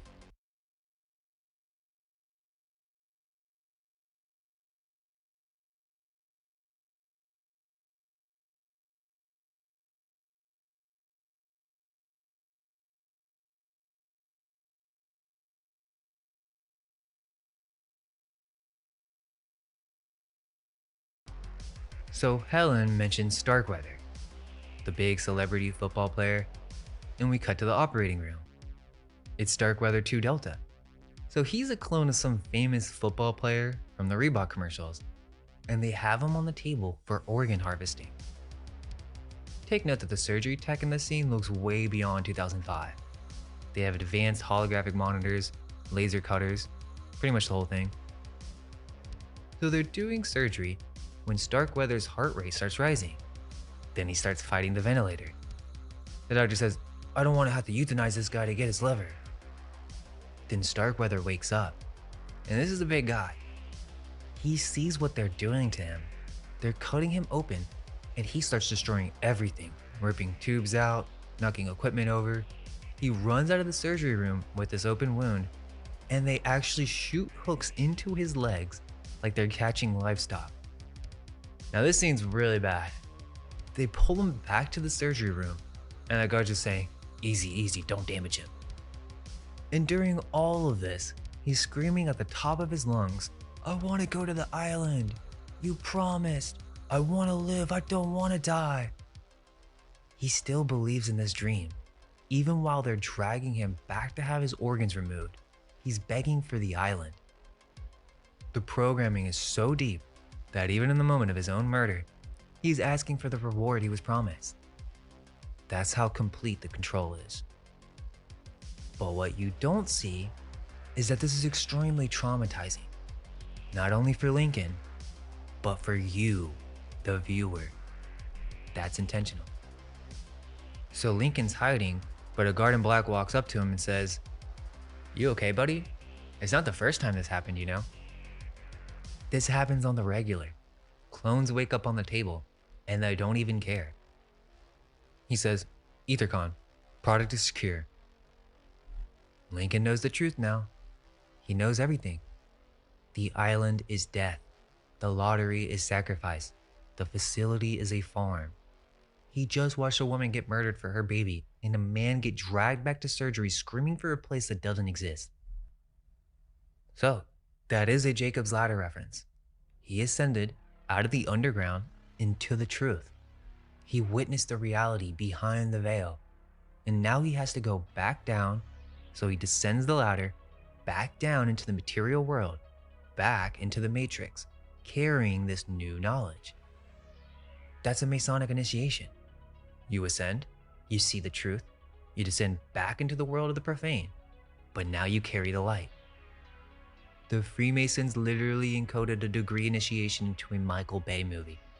They're not even hiding it. They showed you in 2005, and from their perspective, they're not wrong because they told you. They told all of us. Do you still think the square and compass on the cover is just an accident? So while this is all happening, we cut to the security room. The guards are watching the footage of Starkweather's escape, and they think it's funny. They all know what this place is, and they think it's hilarious. Then Merrick walks in. "Gentlemen, I understand there's been an incident."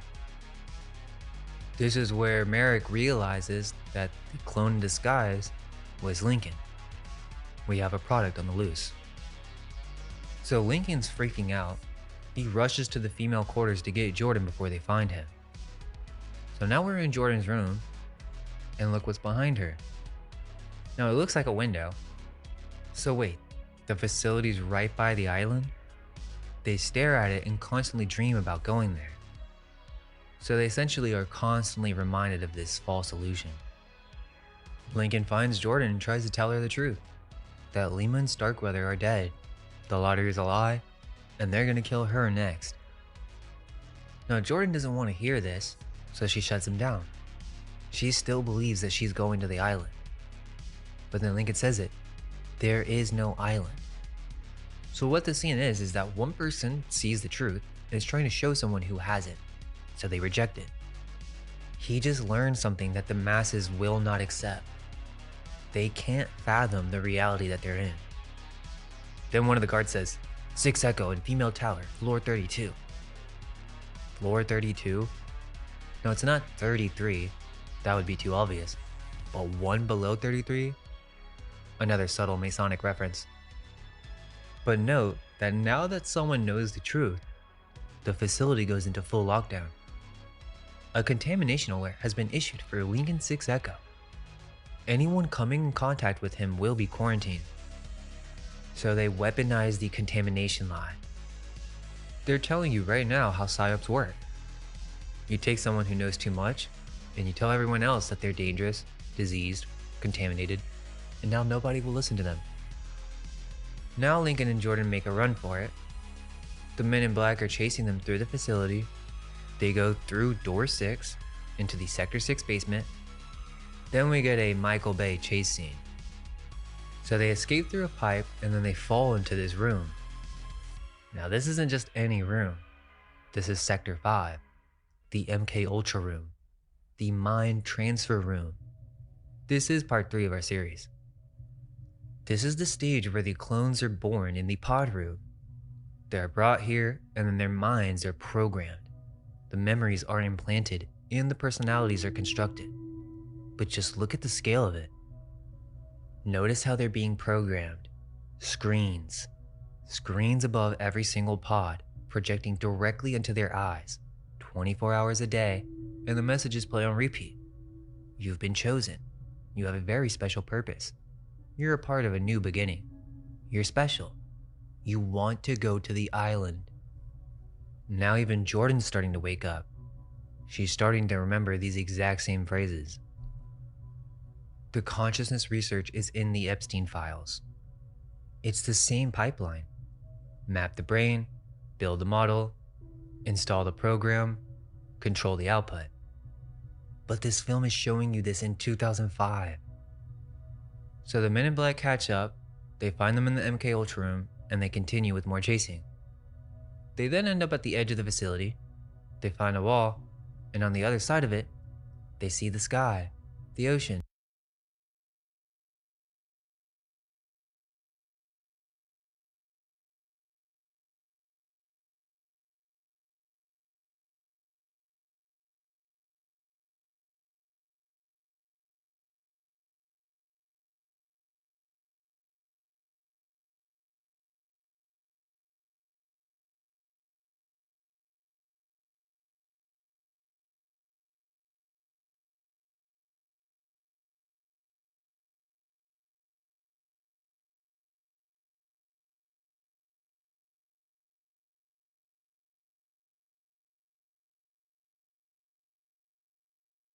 Was safely transported to her new home on the island.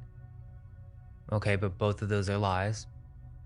And then we see Jones 3 Echo, Lincoln's friend from earlier, the conspiracy guy, and he's worried because his best friend has been contaminated. But he's also asking questions too. He says to the doctor, "Where do all the tubes go?" And the doctor shuts him down. But the point is that the seeds are spreading. Lincoln questioned first, and now all the people around him are starting to question too. Okay, so this is probably the most important sequence in the film. So listen closely. The next scene is the investor pitch scene. We learn a lot here. Merrick has a partner, and it's obvious they're trying to sell this whole operation to investors. This is insane. So Merrick starts his pitch, and this is where the film finally explains what this company actually does. It's almost like a promotional video playing for the investors. Almost like an orientation video. The human organism, unique in all the universe in its complexity, the product of 3 billion years of evolution. Perfect in every way, except one. Like all machines, it wears out. So that's how they see us, organic machines with expiration dates. Then he says, for centuries, the idea of replenishing the human body has been at the forefront of modern science. Now, I already showed you an example of this. While the dialogue is going on, a specific shot is shown on the screen. Not only is this intentional, but it's a cinematic device. As soon as he says for centuries the idea of replenishing the human body, look at what appears on the screen. A little girl holding a dark bunny. Now she appears multiple times during this scene. But what does this girl have to do with anything? This seems very dark and it looks coded. Let me show you. Look at the flower. That's a hidden pentagram facing down. Then look at the strings. That's XXX. Now you could say this is just a coincidence. Or I could say it's giving me Balenciaga vibes. In 2005, about cloning, connected to the Epstein files. Yeah. Now this happens fast.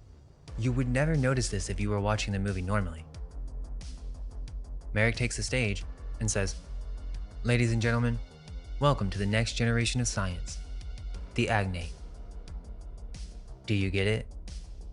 It's a subtle hint from the esoteric director that this is replacing the old method for immortality.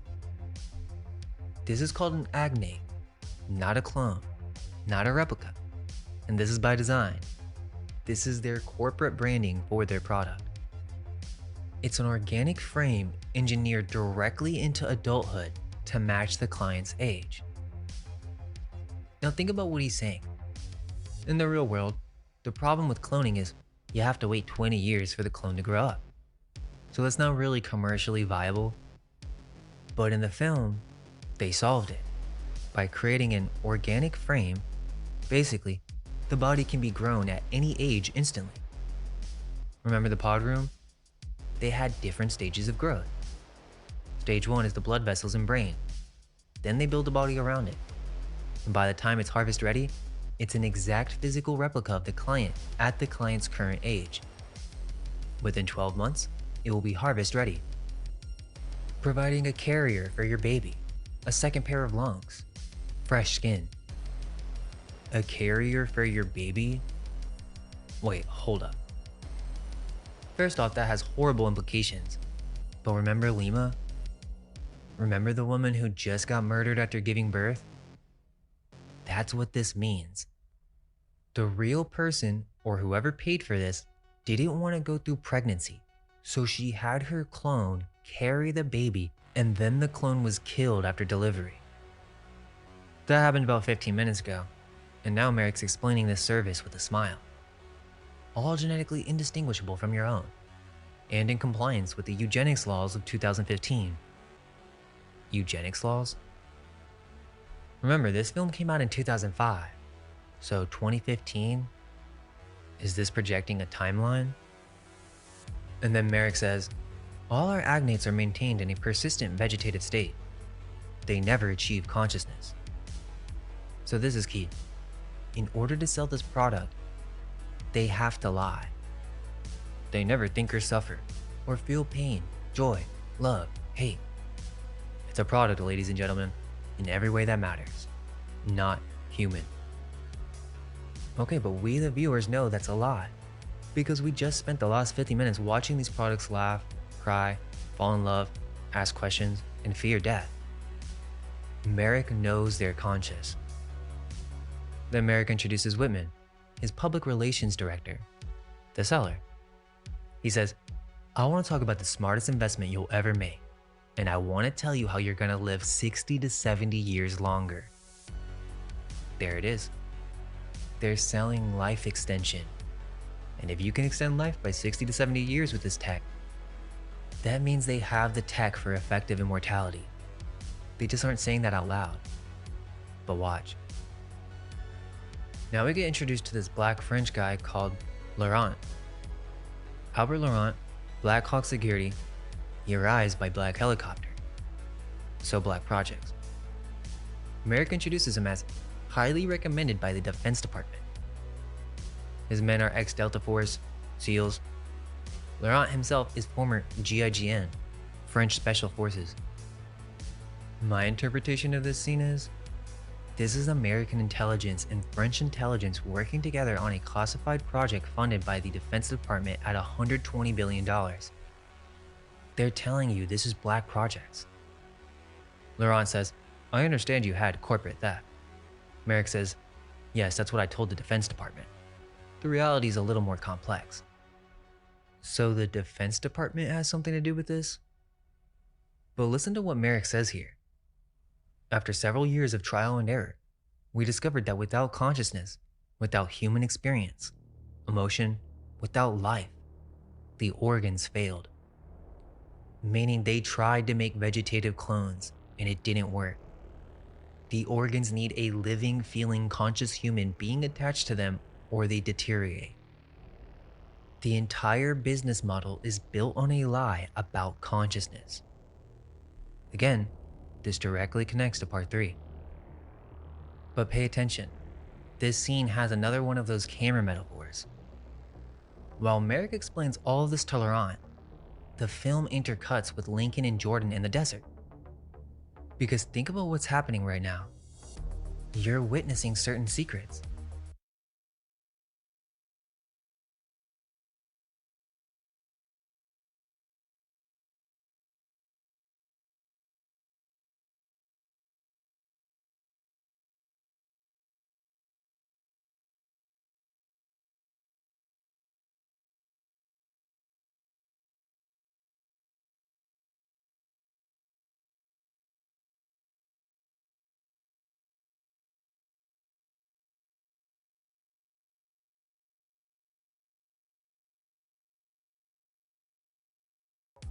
They're essentially making a comparison. Is the real world much better than our designed paradise? Yes, it's way better. But they want to program you with that, so they do this multiple times. The clones don't even know what the rattlesnake is. They've never seen an animal out in the wild. Okay, but the occult symbolism here is the rattlesnake is the serpent, but it's inverted. In Genesis,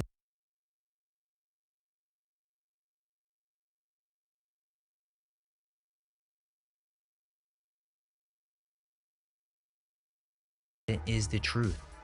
This is Gnostic inversion. And while this is going on, Merrick continues his exposition over these desert shots. Keep that in mind. As he's saying this, the clones are now in these ruins. Obviously intentional. But it's not just ruins. It's a temple. Listen to what Merrick says. We control them with the memory of a shared event, a global contamination. It keeps them fearful of going outside. Does that remind you of anything? The island is the one thing that gives them hope, gives them purpose. Everything we expose them to, their programs, their cartoons, books, the games they play, are designed to manage aggression and reinforce simple social skills. Do you hear what he's saying? This isn't about clones anymore. This is about the Hollywood propaganda mechanism. That's literally what the media does. That's what the entertainment does. That is what you are watching right now, a program. And the director of this film is telling you that through the mouth of the villain. To avoid obvious complications, they aren't imprinted with an awareness of sex. We find it simpler to eliminate the drive altogether. So they removed sexuality from the clones entirely. And then Merrick says, in a very real sense, they're like children. Children. The clones are like children. They're educated to a level of a 15-year-old. Okay, but what's crazy is that this connects to the files. There's an EFTA that talks about a robot with childlike intelligence. Okay, but really pay attention here, because this is a detail that unless you're experienced with occult film analysis, most viewers would completely miss this. Now this is two scenes at once, the Intel secret scene and the clones in the ruins of a temple scene. Look at the pillars. This exposition, all of Merrick's dialogue, plays while Lincoln and Jordan are sleeping in the temple. They fall asleep in what looks like a ruined temple. Then the Merrick scenes play. So basically, as this is going on, the full secret of their reality is revealed. Then, Lincoln wakes up with the one-eye symbolism. They're actually really on the nose with it. What this means is, they fell asleep in the temple, and the exposition played as a dream. Then, they woke up with the knowledge that they couldn't have heard. This is temple sleep. In ancient mystery traditions, initiates would sleep in the temple and receive visions and knowledge during the night. The Freemasons literally practice a version of this in their degree ceremonies. And so, it would seem, the director of this film, not Michael Bay, encoded a temple sleep initiation sequence into a Hollywood blockbuster. The audience is the initiate. You went to sleep in the theater, you received knowledge through Merrick's mouth, and now you wake up knowing the truth. You literally just got secretly initiated and didn't know it. You don't believe it? You'll see the truth by the end of this video. So now Lincoln's awake, and a motorcycle drives by on the highway. So we realize that they're near a road, and they find these signs. Route 39, and then we see the matchbox from earlier, the one that held the bug. And it says Aces and Spades, where Route 39 meets the Tucson Skies. So they're in Arizona. Now they have the address, and this matchbox was from Mac, the guy from Sector 6 who handled the pods. So they start heading down this road to find this Aces and Spades place. Now here's some more cinematic encoding that I feel like most people would think is a reach. It's a foreshadowing element. Now you tell me, you see this palm tree? That's a phallic curve. You think that's a reach? It's essentially suggesting that the next scene is sexually charged. And would you look at that? The two clones walk into a bar that's basically a PG-13 strip club, with more brand advertisements. And yes, I'm pointing this out for a reason. There are many sexually charged elements in this movie connected to the clones. Literally, Jordan is an innocent child-like clone. She gets offered a Jack Daniels and doesn't even know what it is. Remember, these clones have zero awareness of the real world, of alcohol, of social dynamics. And some guy at the bar is already trying to take advantage of her, getting her drunk, asking for her number. She doesn't even understand the concept. The film keeps coding these sexual predator dynamics around Jordan wherever they go in the real world. So they meet up with Buscemi. Buscemi gets mad at this guy hitting on Jordan. They go back to the bathroom, and there's this really weird scene that again is sexually charged. In the next scene, they go to Mac's house. Okay, now this is really weird. One of the first shots of this scene is a life-size hula dancer doll. Okay, take note of that. Then we find out that he has a wife that's way out of his league. Now look, I'm not trying to be mean. Not at all. I just think this is on purpose. I mean, it's Steve Buscemi, guys. I think most of us can agree there's something weird about this. I'm pointing out the trophy wife aspect for a reason. He's like extremely mean to her, and she's so nice. It doesn't make any sense. But there are some subtle signals here that I will break down, but I just want you to notice that. He like owns her. Mac tells her to shut up and sends the wife out for beer, and then sits Lincoln and Jordan down. Lincoln says, "Why do they lie, Mac?" "To keep you from knowing what you are." "What are we?" Mac says, "Man, why do I have to be the guy who tells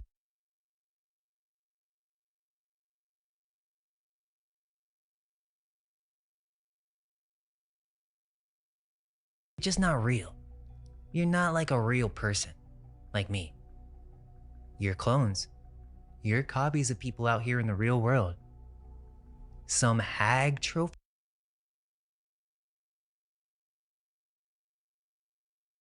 They take it from you. Interesting that they actually added trophy wife into the dialogue. Note that.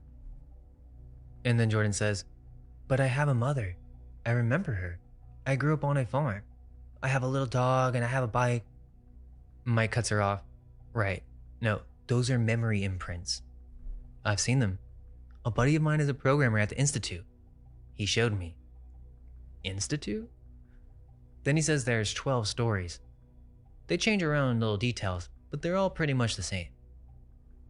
So the clones are given 12 fake histories, and they just swap out small details like the color of the bike or the name of the grandmother, but the structure's identical. Every clone thinks that they had a unique childhood, but it's just the same 12 templates recycled over and over. Memory uploading, installed during the MK Ultra room programming. But think about how this relates to the real world. How many histories do we have? How many versions of the same story do we all share? The life you think you had before the contamination, it never happened. So how long have we been alive? Mac tells him that you're Echo Generation, so you're 3. Delta means you're 4. 3 years old, 4 years old? Okay, but this is actually a plot hole. We found out earlier that Sarah Jordan's sponsor was in a car accident and needs organs within 48 hours. But Jordan has been alive for 4 years?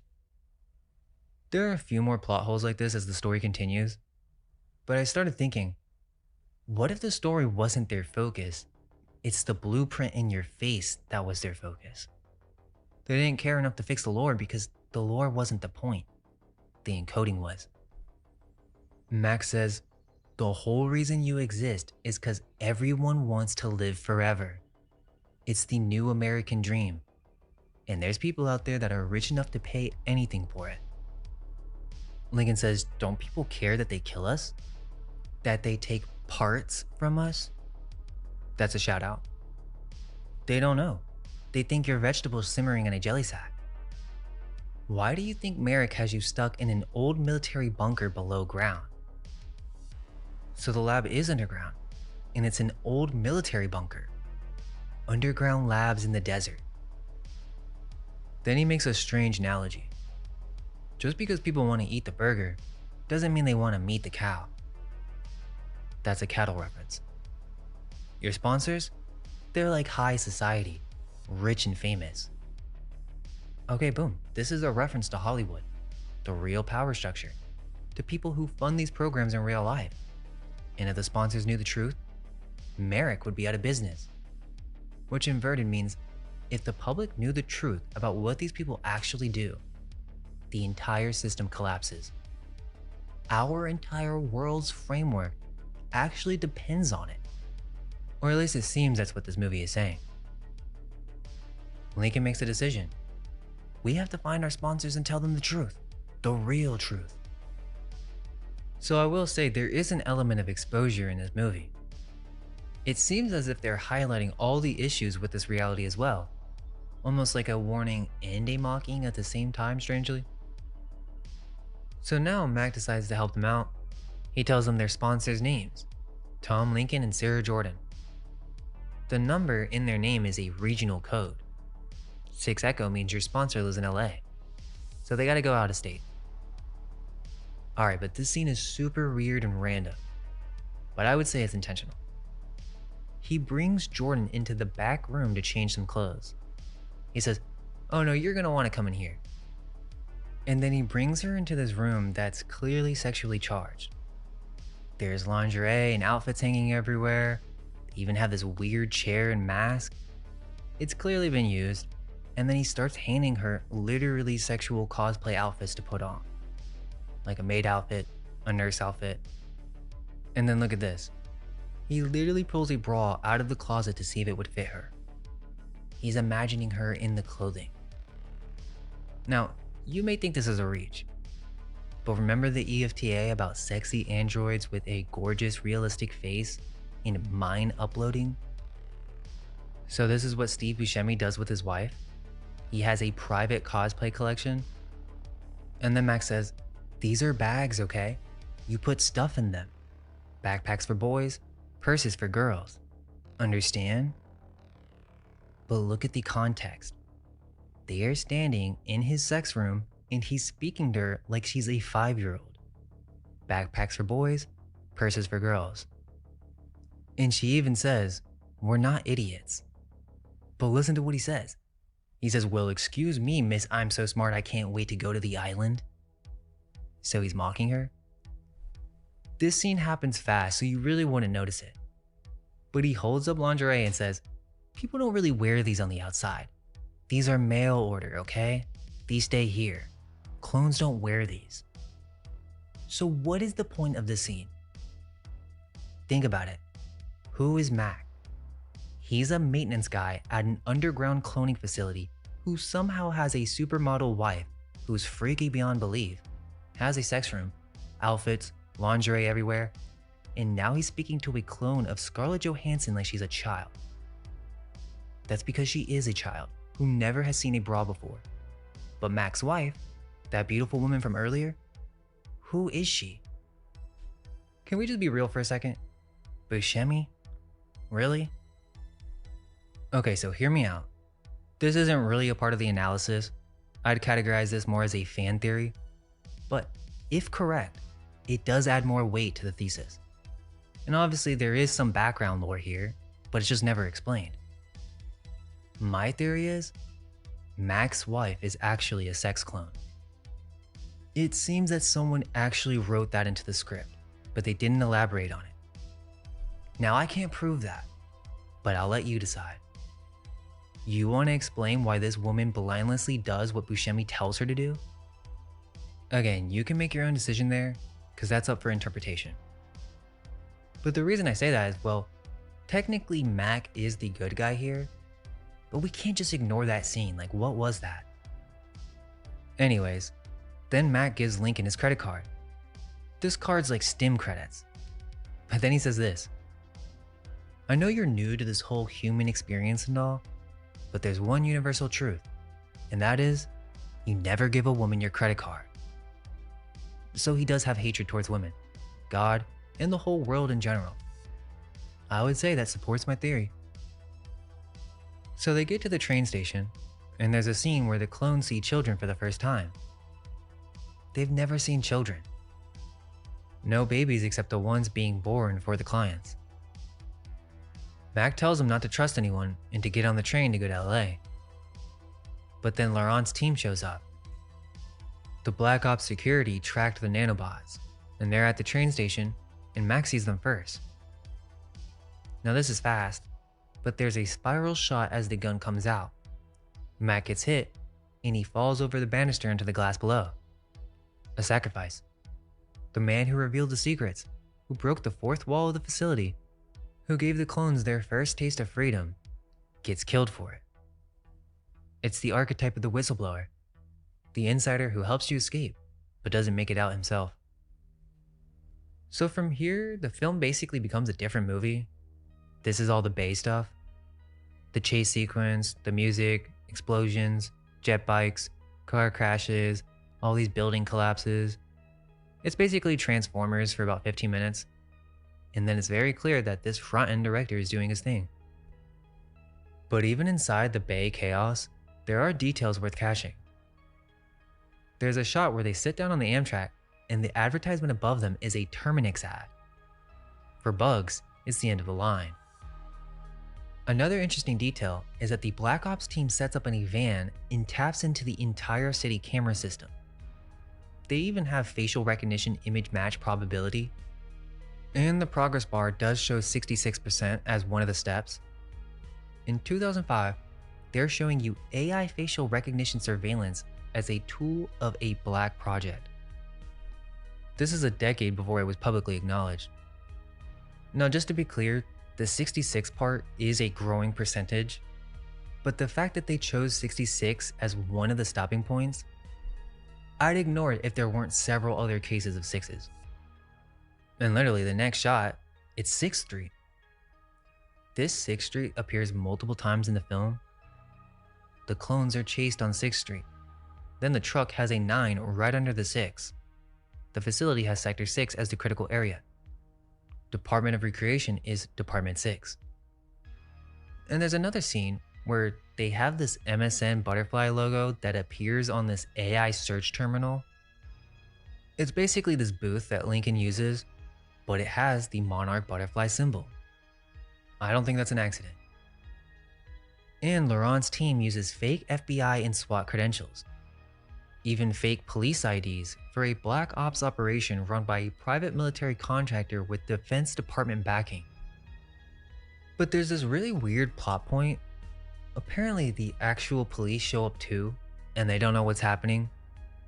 So the real law enforcement and the shadow enforcement collide, and of course the shadow enforcement wins. Jordan then sees herself on a Calvin Klein billboard. The clone is discovering that her sponsor is a supermodel, which is another weird connection.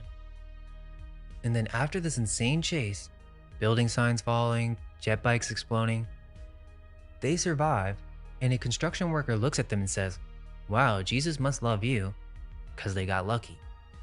But then he looks at Jordan and says, "Come on, girl, I know Jesus loves you."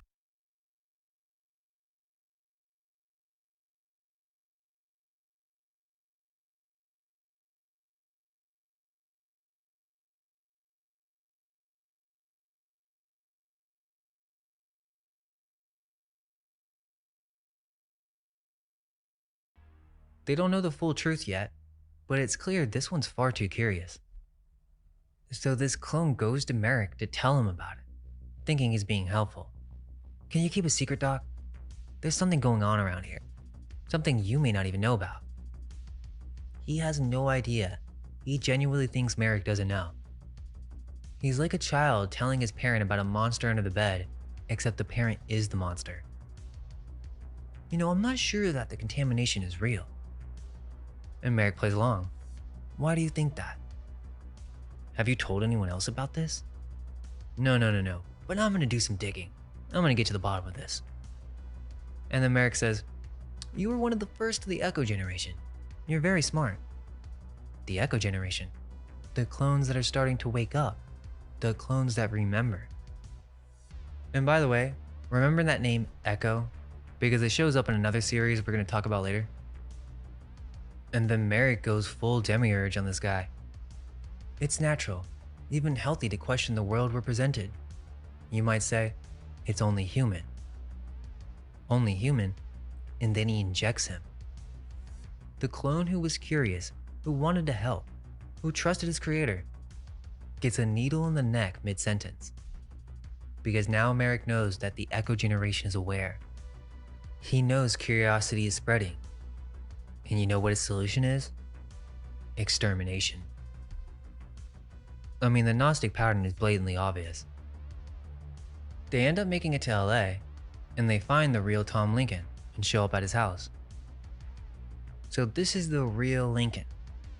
Tom Lincoln is clearly wealthy, and so the clone's walking around, and then the real Tom Lincoln attacks him. So the clone Lincoln tells him that he's his policy. And interestingly, the real Tom is Scottish, meaning a foreign client. And then Tom meets Jordan. Now this is another weird scene. He immediately starts flirting with her. And remember, Jordan likes clone Lincoln, so she's comfortable with his face. So in a way, she's somewhat comfortable with this because it's in her nature to feel something for Lincoln. But notice what's going on here. She does not understand the real Tom Lincoln's intentions. And what does he do? The very first thing, out of nowhere, he says, "Boy, your skin is so soft," and then kisses her hand and strokes her. I mean, you could classify that as assault. And Lincoln's sitting right there. So this Tom Lincoln just met a woman who is a perfect copy of a supermodel, and his immediate response is to touch and kiss her skin. And they play it off like he's being charming, but look at the context. He literally just learned that she is a manufactured being, a product, and he's handling her like he's test driving a car. She's unbelievable. That's what he says to the clone after Jordan goes upstairs. It's clearly sexually charged. And if you want confirmation, he says, how is it that you've been around for 3 years and you end up with that kind of woman I haven't been able to find my whole life? The clone says, she found me. She's my best friend. Watch, he's about to confirm it in a moment. But then Tom shows him the workshop. He designs boats, cars, motorcycles. So he's a designer. And then the clone Lincoln sees the designs and says, it's weird. I feel like I've seen these before. Because he has. Genetically, the memories are in the DNA.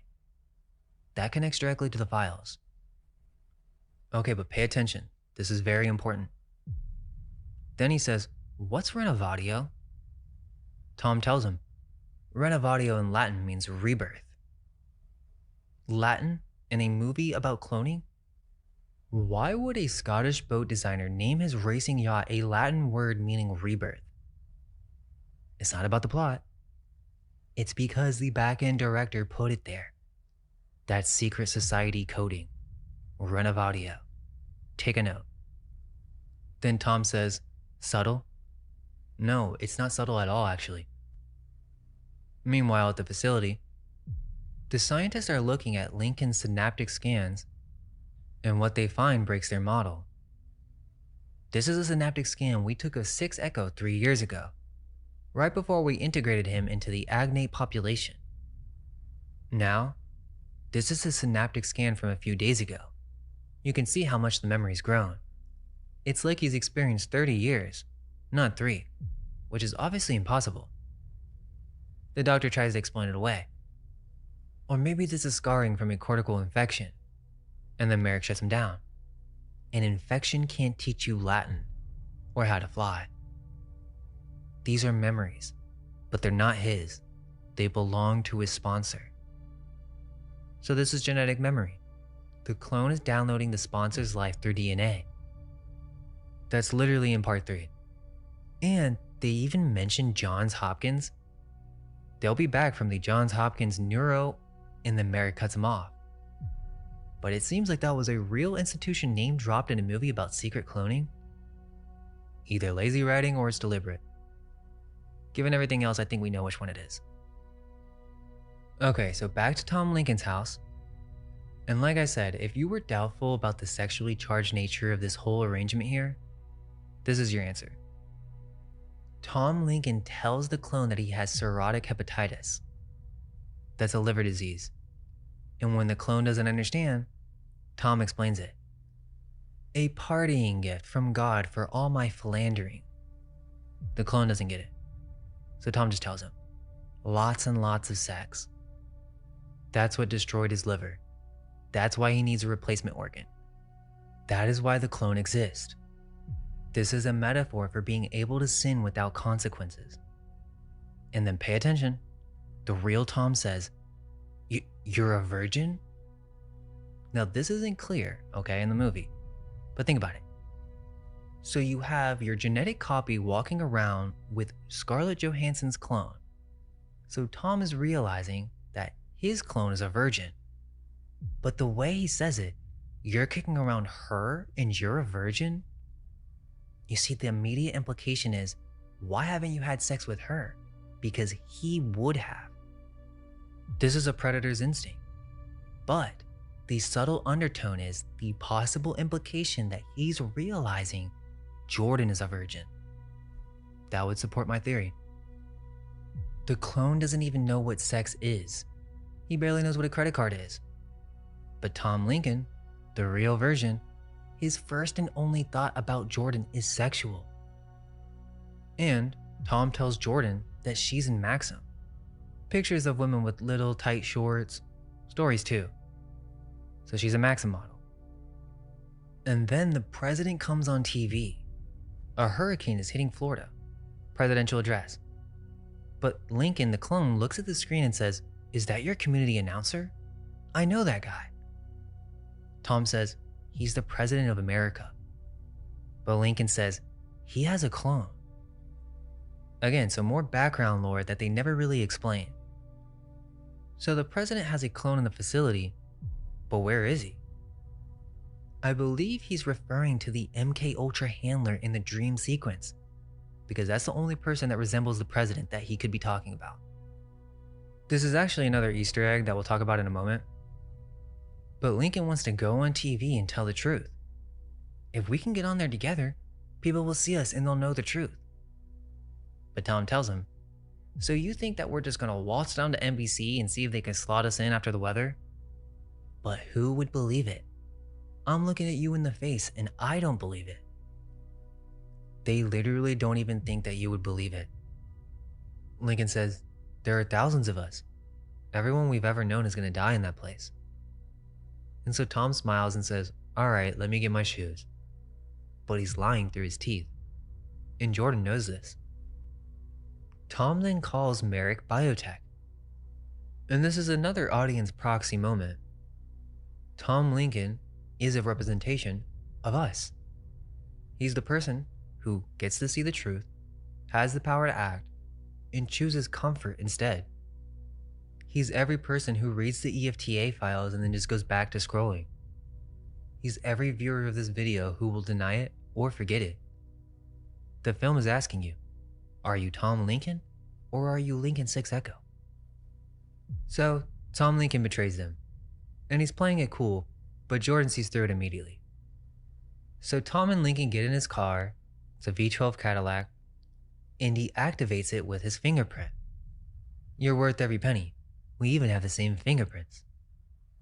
Okay, but then we get this long chase scene. But interestingly, the final confrontation between the two Lincolns happens inside this building that has these pillars and an angel statue in the center. Obviously not an accident. This is another temple. It clearly has Masonic influence.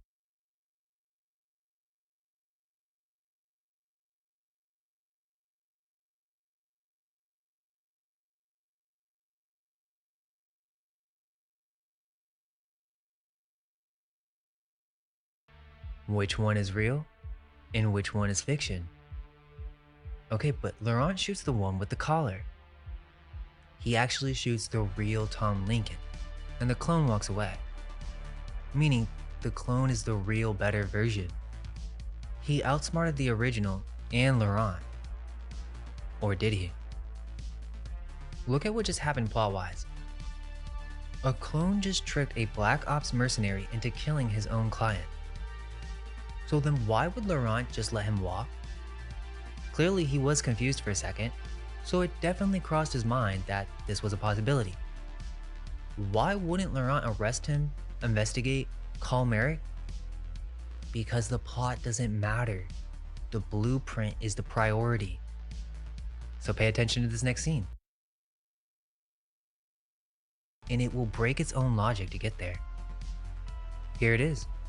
The moment the film shows you what it really is. So they're standing inside this old world building with columns, and this isn't just any building. Remember, this is supposed to be a futuristic LA. So why did they choose this building? This isn't a futuristic building. This building isn't in LA. Do you know what this building is? This is insane. Guys, this is Michigan Central Station. This structure is a major red flag. Let me show you one of the oldest photos of this building. What do you notice? Anything weird? If you think this looks normal, you might need to get your eyes checked. This is a massive 18-story Beaux Arts tower looming over a rail yard with trains everywhere. They called it the gateway of the city. Okay, yeah, but why is this place completely empty? Can we just be real? First off, this is a painting. Probably to hide this front area right here. Now, historic Detroit has a whole gallery of construction photos. Of course they do. They need a backstory. But let's look at what they actually have. They have 18 photos. 10 of them are railroad infrastructure, tunnels, dirt, excavation equipment, not the building. The ones that are supposedly of the building going up, most of those are just holes in the ground, footings, foundations. The actual 18-story tower, the walls, the facade, 8 million bricks being laid, you get maybe 2 or 3 photos. And those are the lowest quality images in the whole set. Everything else is crisp, detailed photography. This is 1910. But the moment it's time to show the tallest railroad station in the world going up brick by brick, blurry, low resolution, different style, clear signs of photo manipulation. Look, obviously I can't prove without a shadow of a doubt that they're fake photos. But you need to be aware that that was completely possible during this era. Regardless, it's blatantly clear that the photographic record does not match the claim. And if the photos aren't enough to prove it, let's just look at the story itself. They say that they built this in 3 years, 1912 steel framework, opened by Christmas 1913. 8 million bricks, 125,000 cubic feet of stone, 7,000 tons of structural steel, 20,000 cubic yards of concrete for a train station in an empty field, with 68-foot Corinthian columns modeled after ancient Roman baths on the inside. An architectural critic at the time suggested that it was essentially 2 different buildings jammed together, like one of them was already there. Grand Central Terminal took 10 years to build, and that was in the middle of Manhattan with unlimited money. This thing supposedly went up in 3 years in Corktown, Detroit, surrounded by wooden shacks. I know this seems random, but there's a reason that I'm going into this, so pay attention. They'll tell you that there was a building before this, the old Michigan Central Depot, built 1884, Romanesque revival, clock tower, turrets. I mean, it kind of looks like a medieval castle. And on December 26, 1913, 9 days before the new station is supposed to officially open, the old depot catches fire, and it starts in the records room. The record room on the 3rd floor. That means every document, every financial record, every paper about the railroad's history would be gone because of the fire that was undetermined. And if you look at the damage photos, it literally looks like an explosion. So a fire that started with paper in one room does not do that. A fire doesn't bring down a 1,000-ton stone clock tower and leave the brick walls standing. That looks like something else. You tell me. Basically, this is a historical cover-up tactic. When you hear that the old station burned down, what does your brain do? You assume the same location. The old one burns down, the new one goes up on the same spot. That makes sense, right? Meaning this is a backstory narrative, a device used to make the story more convincing. Guys, basically what I'm saying is this is a reset building. Most likely a mass reset repopulation center where people were trafficked en masse. Do your own research on the orphan trains. And also keep in mind, this is lost history. I'm not suggesting that modern Freemasons know about it. I've broken that down before, but I can expand on it in a future video. So yes, I needed to explain that, because now think of the context. They're inside an old world reset building with Masonic influence. And right after Laurent shoots the wrong person, the real Tom Lincoln, the Lincoln clone, who remember is a proxy for the audience, him and Laurent are outside the Michigan Central Union. And look at the shot. This is key, so listen. This clone Lincoln, which is us, the audience, just watched this entire operation. We saw the back end reality. The clones, the harvesting, the murder, the deception. Okay, but go watch the movie and listen to this scene. Listen to what he says right here. Laurent turns to Lincoln and says, "You've been witness to certain trade secrets." Trade secrets? You mean that they manufacture human beings who walk, talk, and feel? That kind of secret? Laurent says, "Have you talked with anyone else about this?" And remember, the Lincoln clone is mimicking Tom Lincoln. He says, "Who would believe it?" And then Laurent says, "Can I count on that?" The only thing you can count on is that people will do anything to survive. I just want to live, and I don't care how. This isn't a plot scene. This is the audience initiation closing, the Masonic obligation of secrecy. You just sat through 2 hours in the dark, you received the knowledge, you watched the ritual, and now the film is telling you directly, through Laurent, keep this a secret. Who would believe you anyways? And like I just said, the building they're standing in front of is a reset repopulation building. You just completed the degree, and you didn't even know it was happening. There's no denying the Masonic elements. And right after this, what happens? The clones have sex, for the first time, both virgins. And then they say, the island is real. Lincoln looks at her confused. It's us. Now we're back at the facility. Merrick is walking through the programming room with his team and he's worried. The Echo generation's waking up. It's not just Lincoln, they are all becoming curious. We're seeing the same neural patterns in all the Echoes, plus every subsequent generation, the Foxtrots, Gammas, and Halos. We predicted our entire system on predictability. 6 Echo has displayed the one trait that undermines it: human curiosity.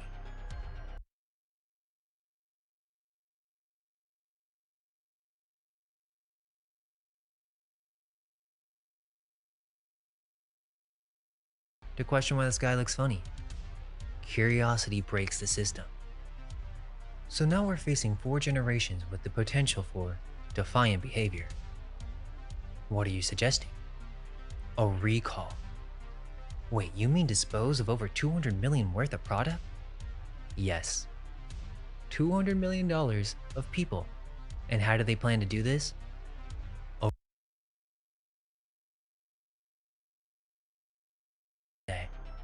The clones are excited, hugging each other, celebrating. They think they all won. They're all about to go to paradise. They're going through a reset. What's crazy is they actually planned for this. They already had a mechanism in place. So, this is what happens when the population trusts the system so completely that they applaud their own destruction? Familiar? Merrick is explaining this, and it's intercutting with the mass lottery. And then our guy Jones gets called. He's finally won. Now we get the final confession. Remember, there was somewhat of an implication that Laurent actually decided to kill the real Tom. Now we somewhat get an answer. So Laurent has completed his mission. He's in Merrick's office to collect his check. And so while Merrick is dealing with this whole reset situation, he's standing next to this Picasso painting. Now this painting is a woman fragmented into geometric planes. Essentially, it's a portrait that hangs on the wall of a man who fragments woman for parts. Merrick even has a line on this, because whoever wrote this is just too on the nose. He says, "Do you like Picasso, Mr. Laurent?" But he never answers. This scene has to do with Jordan. Basically, Laurent has captured the clone Jordan, and so he's brought her back to Merrick, and Merrick's telling him that you took too long to bring her back. So he says, "The girl I brought in, you're going to harvest her, kill her anyway, even though it won't make any difference?" Merrick says, "That's the privilege our clients pay for, Mr. Laurent." So some clones don't even get used. But basically you realize that Laurent, someone inside the system, he's a man who has killed in wars and done things that he's not proud of. He's starting to ask questions. When did killing become a business for you? And listen, Merrick says, it's so much more than that. I have discovered the holy grail of science. Mr. Laurent, I give life.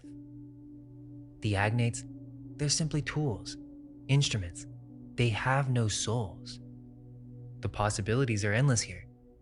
In 2 years' time, I will be able to cure children's leukemia. How many people on Earth can say that, Mr. Laurent? Laurent says, I guess just you, and God. That's literally what he believes. He controls life. He destroys life. The Demiurge, the false creator who believes he is supreme and who punishes his creation for the crime of being conscious. And now he's ready to destroy his creation. Another Gnostic parable.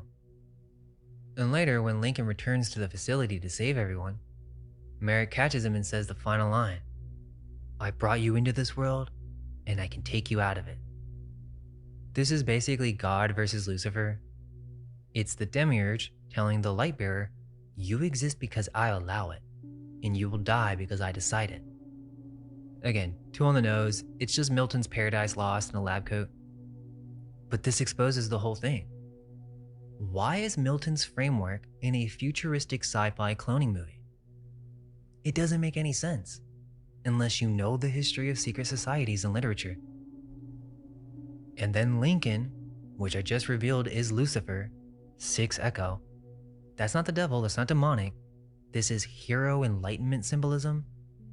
Lincoln, the savior, goes back. Not to escape, not to save himself. He already had Tom Lincoln's life, his house, his car. He could have just disappeared. Laurent even says it. He says, you could have taken over his life, but you chose to come back. You truly are unique, 6 Echo. And then he says, my name is Lincoln. You see, they're praising him. Clear Luciferian symbolism, and I'm not claiming anything other than that. It is what it is. You can make your own conclusions. Lucifer is 7 letters. Lincoln, 7 letters. Can we wake up, guys? Enough is enough. I know most of you watching this are already fully aware of this, but it's time for the masses to wake up to this. Remember, Jones told us everything was coded. It's naked for you to see. Lincoln is being worshipped for rebelling against his creator, bringing forbidden knowledge to the other clones, and declaring his own name over the one the system gave him. That's just the start. Like I told you, by the end of this video, it will be undeniable. But yeah, to finish up the movie real quick. Like I was saying, this scene ends with the creator versus Lucifer, where Merrick is a proxy for God. But there's a shot here where it ends with him being hanged. That's more occult symbolism. It's the hanged man, but it's also bringing God down. Then, Lincoln goes back to shut down the hologram, the wall that projects the outside world live. And I didn't mention this, but there's this other shot where Jordan leads the lottery winners away from the execution chamber who were about to get incinerated, which is another really messed up part about this movie, because all the clones trusted the security guards. The fact that they even put that in the movie is pretty crazy. So then, they make their way out of the underground lab, and for the first time in their lives, they see the actual sky. They're free, and the hero Lincoln has released them from their prison, the Garden of Eden. Good ending, right? It looks like it. But just wait. So let's do a quick review.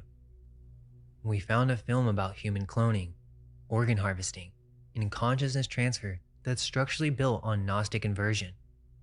The entire cosmology is flipped. God's the villain, Lucifer's the hero, paradise is a prison, and salvation is death. There's one-eye symbolism encoded pretty much in every major scene. There's 6s everywhere. That is important to note. And we also found Masonic-influenced architecture chosen specifically for the most important scene in the film. And you saw how the film was a secret society initiation ritual in disguise, where the audience is told to keep the secret. But we know now.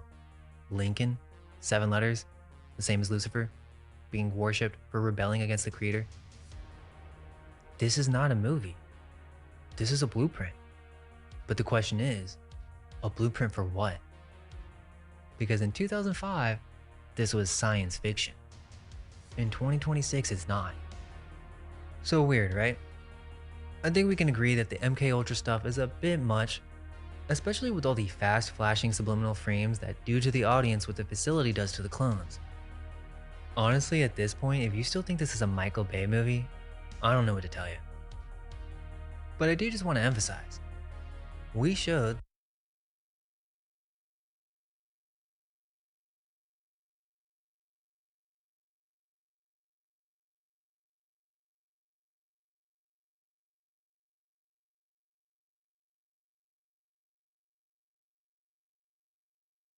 remember one of the first images in the film, before Lincoln wakes up?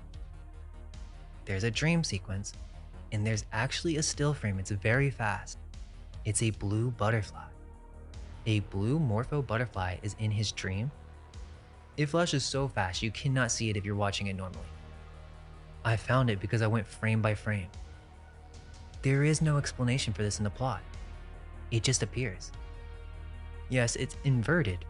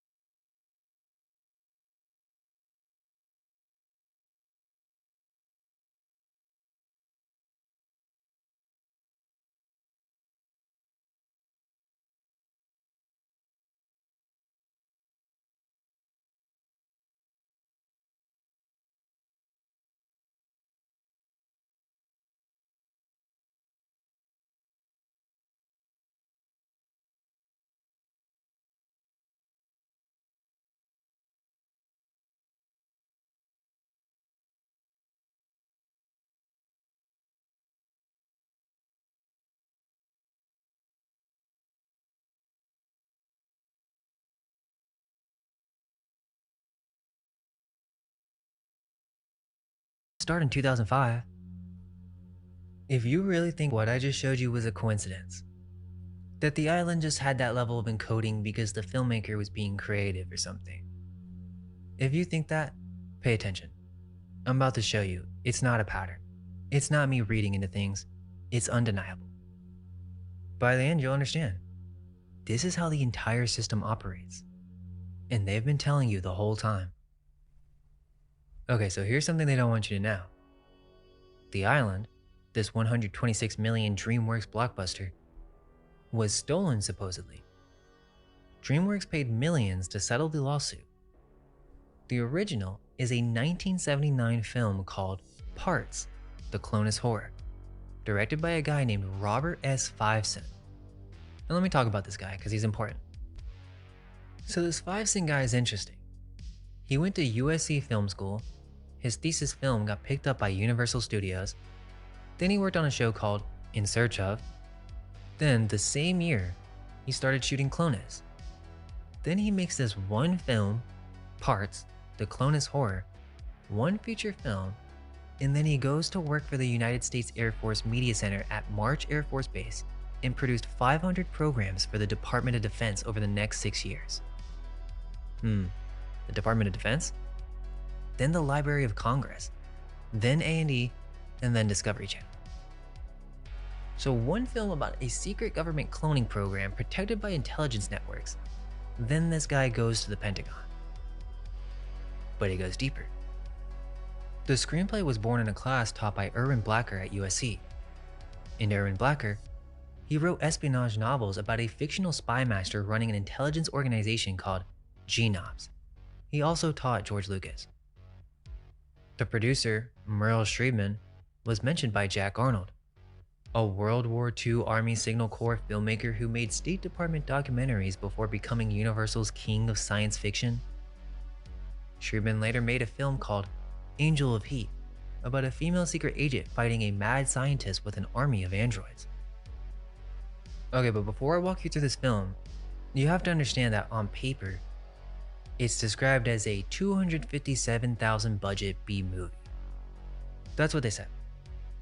But for a B movie, how did it get Peter Graves, Mission Impossible for 7 seasons? How did it get Keenan Wynn from Dr. Strangelove, Frank Ashmore, who played an intelligence double agent, and V. Dick Sargent from Bewitched, who attended San Rafael Military Academy? Eileen Deeds, the subliminal demon face from The Exorcist, literally the face of Pazuzu. Eugene Robert Glazer, who later played the head of intelligence in La Femme Nikita. Basically, every single one of them has intelligence, military, or occult horror in their filmography.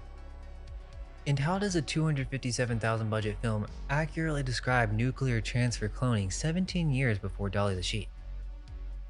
There's something weird about it. That's all I'm saying. So the film itself was screened at Paramount Pictures, and the man who watched it was Jeffrey Katzenberg, VP of feature production at Paramount at the time. His direct quote from court filings, "If you can make that for under $1 million, I'd like to see what you can do with 10. 25 years later, Katzenberg's company, DreamWorks, released The Island, $126 million budget. But they were sued. 90 documented points of similarity. DreamWorks settled for 7 figures, and the terms were sealed. Okay, so let's talk about this film, because honestly it exposes a lot about The Island. Every single one of these films I'd classify as a MK Ultra film. You'll understand by the end. But literally, remember how The Island started? What did The Island start with? A MK Ultra dream sequence. Well, Clonus starts with the same thing. We're in a lab with this surreal MK Ultra sequence in audio form. It's some type of strange whispering mixed with binaural panning. What's weird is this doesn't actually connect to the plot in any way. So why are they showing this? Why are the clones being programmed with binaural audio patterns?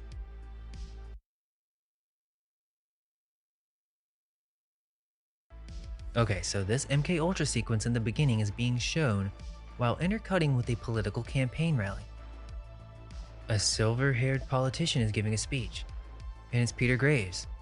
The guy who played America's most famous spy is now playing a senator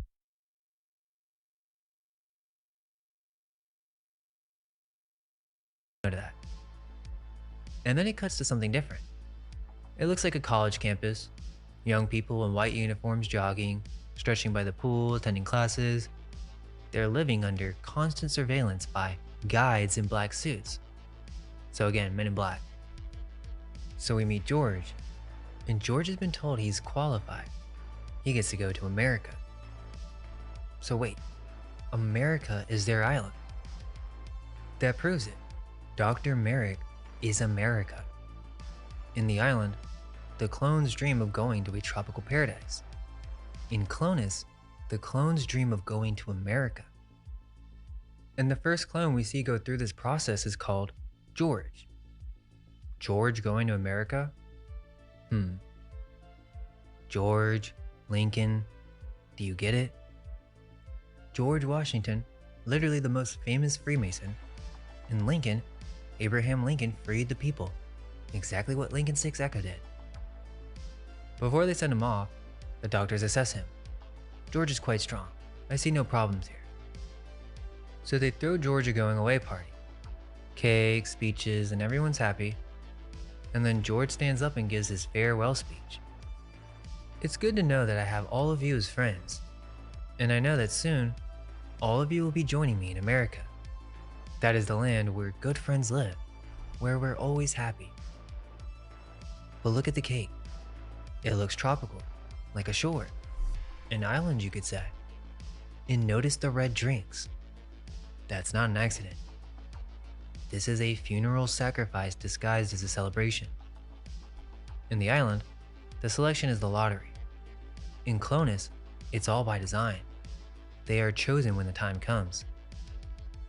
And then George is taken into the building, the entranceway to America. The doctor sits him down, gives him a drink, and says, I want you to play a game, treating him like a child. Start counting backwards from 100. And so he starts counting down, 100, 99, 98, and then he falls. They drugged him, and now his body's being used for parts. That's America. That's what was waiting. So it looks like they drain his blood, replace it with preservation fluid, and the language is clinical. Standard procedure, transference, start the pump. George is being processed like meat at a slaughterhouse. And then his body is sealed in a transparent plastic bag and then placed in a cryogenic storage alongside rows of other frozen clones. So this is America. Right after they bag him, the lead director of this operation, called Jameson, that's pretty close to 5 cent, right? Notice the same amount of letters. Well, Jameson picks up the red phone. Behind him on the wall, the America Corporation logo. Everything is going normally. Well done, and he's very grateful. The red phone, that's the Cold War hotline concept. A direct, secure line to whoever runs the operation. So the compound is being handled from the top. But who is this man behind the phone? And there are a few things to note. The whole thing is scored with a church choir, which makes the entire film feel like a ritual. It doesn't feel B-movie to me, it's actually a very surreal film. I'll point it out, but there's some very strange things happening with the camera. That's another clue.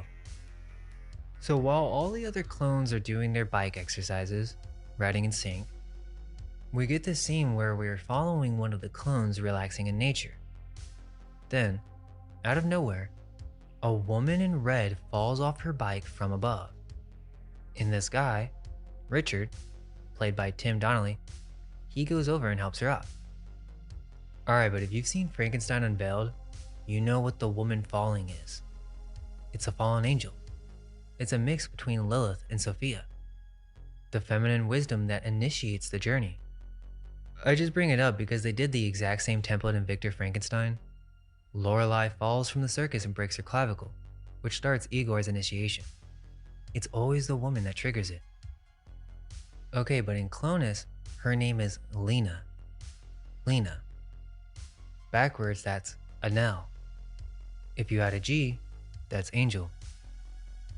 She points at his ear and says, your ear is just like mine. They have these little ear clips. They're tracking devices, but they're color coded. And Richard notices that she's the only other one with a matching ear clip.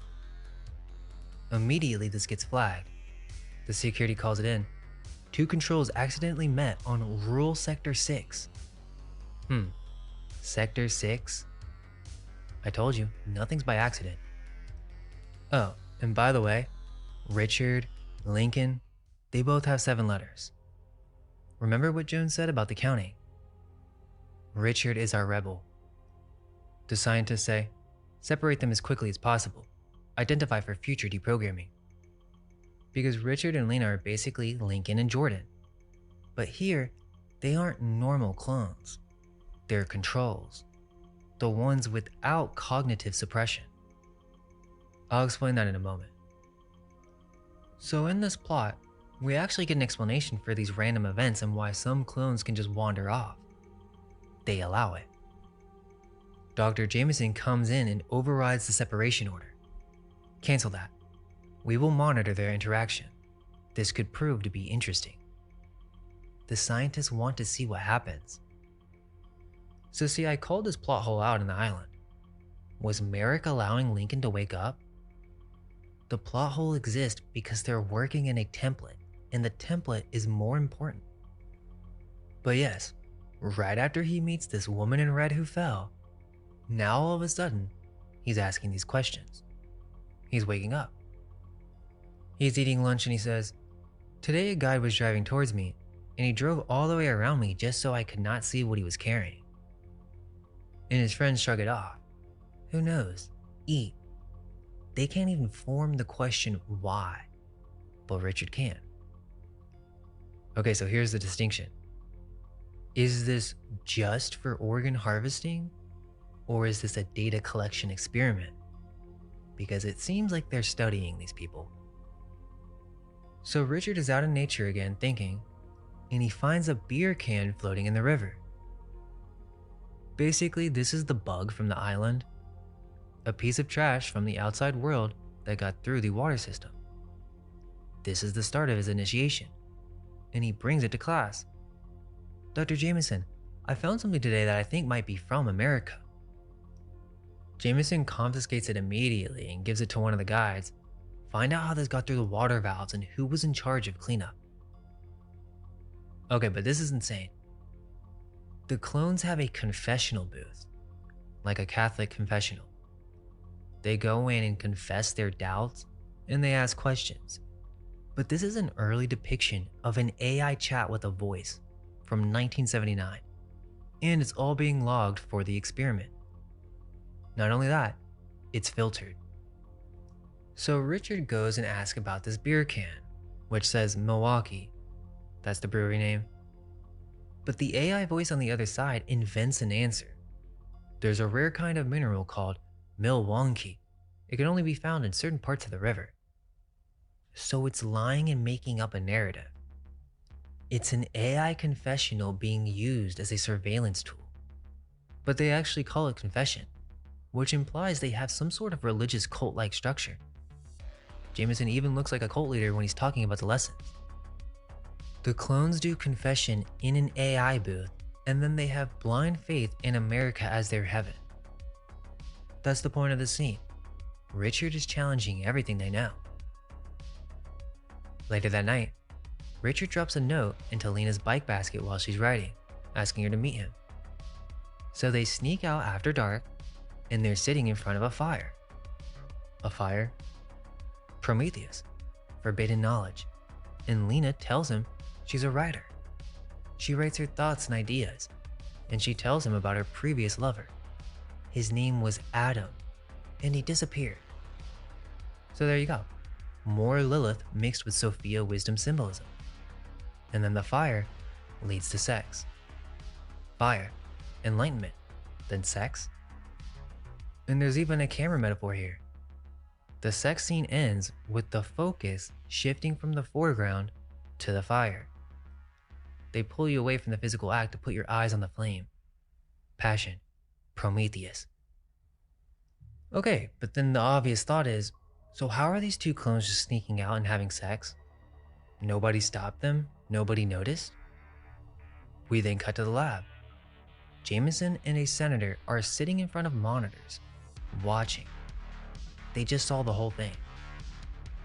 This is literally the cabin in the woods. Elites in a control room watching subjects that think they're living freely. The lab just watched them have sex, recorded it, they let it happen. And then Jameson turns to the senator and says, "I assure you, Senator, their meeting was planned by us." So he's spinning this. Richard finding Lena wasn't planned. So he's lying to the client because what matters is that the senator believes they have total control. Nothing happens by accident. Take note of this for later. And another thing, this is crazy. He explains this virus. A virus is dropped into the original clone cell at the time of its inception, which causes its mental abilities to be impaired. So that's how they keep the clones dumb? A virus in the cell from day one. But listen, the controls, Richard and Lena, they don't have the virus. That's why they can think. Everyone else has it. The controls are allowed to develop normally as a part of the experiment. But what's insane is the senator says, "So you're creating Frankensteins here?" Jameson says, "Oh no, not at all. It's all very step by step, standardized, practical." I mean, come on guys. Think about what I was thinking when he said that. Here I am watching this old movie on clones being used for parts. I'm seeing the exact same symbolism that I saw in the Frankenstein breakdown, like I mentioned with Lorelei, and boom, there's literally a shout out to Frankenstein here. I mean, at this point, you gotta check out Frankenstein Unveiled. It relates to all of this. And then the senator says, "Can we hear what they're saying?" Think about that. A sitting senator is watching two clones have sex on a surveillance monitor and asking to turn the audio up. And Jameson's assistant tries to get the audio working, but it glitches. The system bugs out. The assistant tries to make it seem like it's nothing. They want to give this politician the impression of total control. But the truth is, they don't have everything under control. The system has bugs. They can't control anomalies. So Jameson's assistant distracts him. "Senator, I think you'd like to see where we preserve them. So why are politicians involved? At what level is this funded?" And then Lena tells Richard something else. When she was young, she saw a body, frozen. She went to the confessional and asked about it, but the voice lied and said that he was sleeping. And she never really forgot about it. Deep down, she knows that's a lie. So Lena is the enlightenment figure, or the figure that leads to his path of enlightenment.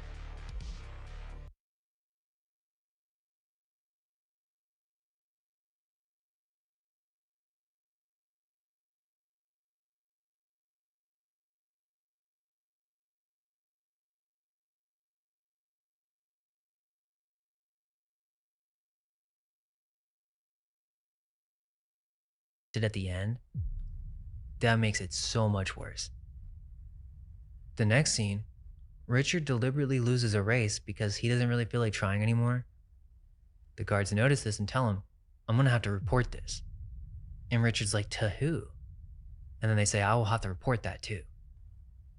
So he's becoming too smart, and the system has noticed. Dr. Jameson tells Richard that he's been accelerated. He's going to America early. They're killing him ahead of schedule because he's asking too many questions.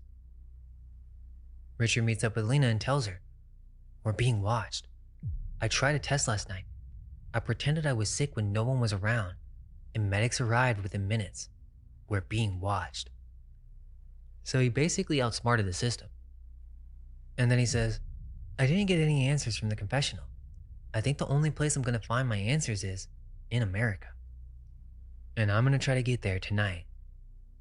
Then Lena says, "But Richard, you're not qualified." But Richard, the hero, "I have to go. I've got to find out for you and me and for everyone else." Next, Richard breaks into this restricted area at night. This is basically the scene where Lincoln climbs the ladder and enters the real world. Well, Richard sneaks into a forbidden area and he finds files, records, a map of the United States with Milwaukee on it.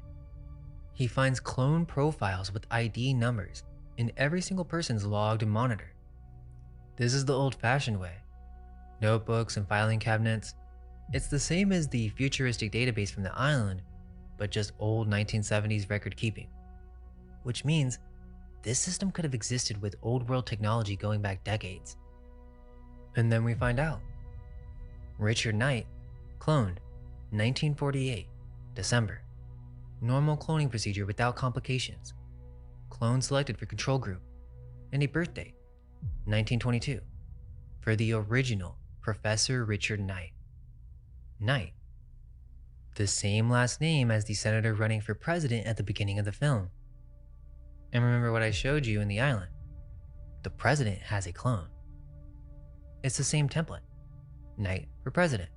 Richard Knight, cloned 1948. But the crazy part is, he finds an orientation tape, a video cassette. Listen. The tape starts with basic biology. Each cell in the body has 2 sets of chromosomes. It is these chromosomes, one set from each parent, that determine who and how we are. They are our genetic roadmaps. And then it shows sperm and egg cells on the screen, the process of reproduction. And then it says this. In 1931, we successfully removed the nucleus of a female egg cell. And it shows a recording of this procedure on screen. And then they explain it. They took the empty egg cell and replaced the nucleus with an artificial one that has the original set of chromosomes from each parent. So all they need is your DNA. Are you listening? They literally just need your DNA. It's telling you. Once they have the original set of chromosomes, they take any female egg cell, swap in the new nucleus, and stimulate it to divide. They're stimulating the original union of sperm and egg, but bypassing the entire natural process. That's cloning, and the tape says they had this technology since 1931. So where did this lore come from? Then the tape says, armed with this technology and unlimited funding, we established Clonus, and it shows the campus, the facility, and it calls it a breeder facility for clones.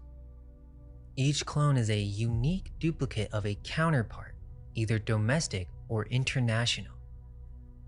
They're using the word counterpart on purpose to obscure what they're actually talking about. These are copies of real people, clients. And then the tape gets to the problem. One of the most serious problems was the suppression of individuality. So the clones were thinking. They were developing personalities. The solution? Simple lobotomy could make the clone benign and cooperative. Then, in the film, this guy just stares and smiles. The tape cuts off right as it says, further research has led to techniques. But wait, what techniques? Basically, it's implied that there were new techniques to make the clones cooperative, but Richard has to stop it because he hears someone coming. He takes the tape and runs away. Also note the similar hall scene. So just to pause for a second, this orientation tape is interesting. The date they give is 1931. The real date for Hans Speymann's nuclear transfer experiments is 1928, 3 years off. In 1979, 17 years before Dolly the Sheep, this film is accurately describing the nuclear transfer cloning process. Sperm, egg, nucleus removal, chromosome replacement, stimulated division. That's not science fiction. That's someone who knew the actual science. And unlimited funding in a 1979 B-movie? And keep in mind, the suppression of individuality through lobotomy, that's not an accident. It's multi-layered and you will see it again. It's MKUltra, but it's also the erasure of consciousness, the CIA's documented method for creating controllable subjects. And then Richard finds the storage room, clones in storage, and his friend George, the one who had a going away party. He knows the truth. The America they were told is a lie. They're all going to die. Richard takes the tape, the evidence, and escapes through the elevator, and then out the ceiling hatch through chute number 7. You see the similarities? Mr. Walker, a clone has escaped. And then Richard makes his way to the real world. It's the same thing. He goes through a desert-like landscape and then ends up in the harsh reality of the real world. Also, while he's downtown, there's a shot where he passes an XXX theater. A retired journalist finds Richard after he fell from running from the guards who are chasing and trying to capture him. The guards know where they are because those ear clips the clones wear are GPS trackers. So in 1979, they're showing you location tracking on human subjects. And the journalist's wife, this is a pretty huge detail that's thrown out kinda casually. You would definitely miss it if you weren't paying attention. She casually mentions she was reading in the digest about frogs and cloning, but they never really explain it. She's actually referencing a real article. In the 1960s, John Gurdon cloned tadpoles using nuclear transfer, the exact same process the orientation tape described. He took the nucleus out of a tadpole cell, put it in a frog egg, and grew a clone. That was in Scientific American, Reader's Digest, everywhere. So the public already had pieces of this in the magazine, and the film is telling you that. Which means the science in the orientation tape isn't fiction. The only fictional part is the scale. The journalist, Noble, brings the clone to Knight Sr.'s home. But Noble doesn't really fully understand what's happening. He thinks Richard's just looking for his father. Richard finds his genetic original, Richard Knight Sr. In The Island, this meeting is played for comedy. Tom Lincoln is a sleazy guy. In Clonus, it's kind of horror. Knight Sr. looks at his own face on someone else's body and appears to be frightened. Someone did this to him without his knowledge. But interestingly, it seems he doesn't know about the cloning, or who or how they did it. But he knows something. What's that something? He has a brother. So basically, the clone has the tape, and it doesn't show it in the movie, but it's implied that they all watched the orientation video, and when Knight Sr. sees it, he says, "This is something the public isn't supposed to know about." Okay, but this is a crazy scene. We finally get to see who's the mystery man behind the phone. This is Walker? What the heck? He's the one who owns Walker Research Facility? Pretty crazy. But look at the ring. Notice how it has a triangle on it. So remember all that sexually charged stuff that I pointed out with Jordan in The Island? Well, all that's here too. Go watch it for yourself. But basically, while all this is happening, back at the compound, Jameson's assistant goes to Lena.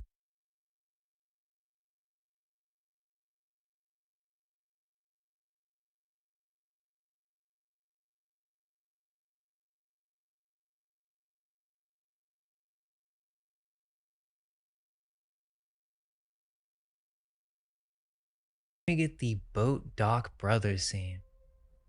This is the most important part of the film, and it shows you that this isn't just a coincidence. So, Jeffrey Knight, the senator running for president that we saw at the beginning of the movie, is Richard Knight Sr.'s brother, the person who was cloned. And Jeff is connected to Clonus somehow. Richard obviously must have known that he had something to do with this. He just doesn't know the full secret. Guys, this is the secret scene. Remember the trade secrets line from The Island? That's what this scene is. It's the boat scene. Richard, the knight, is about to get told the secret. And Jeff starts by confirming it. Alright, you know part of the story. There is such a project. It's still in the experimental stage. But the fact that you know about it leaves you sitting right in a keg of dynamite. And then he explains what it actually is. The whole thing is about organ transplants. Hearts, kidneys, lungs, all of that. If a person needs an organ transplant, his clone can provide him one very easily. And Richard asks the question, who is this place for? Jeff says, well, obviously not for everyone. that would not be practical or economical. For the select few, those the politicians decide. Then Richard says, why?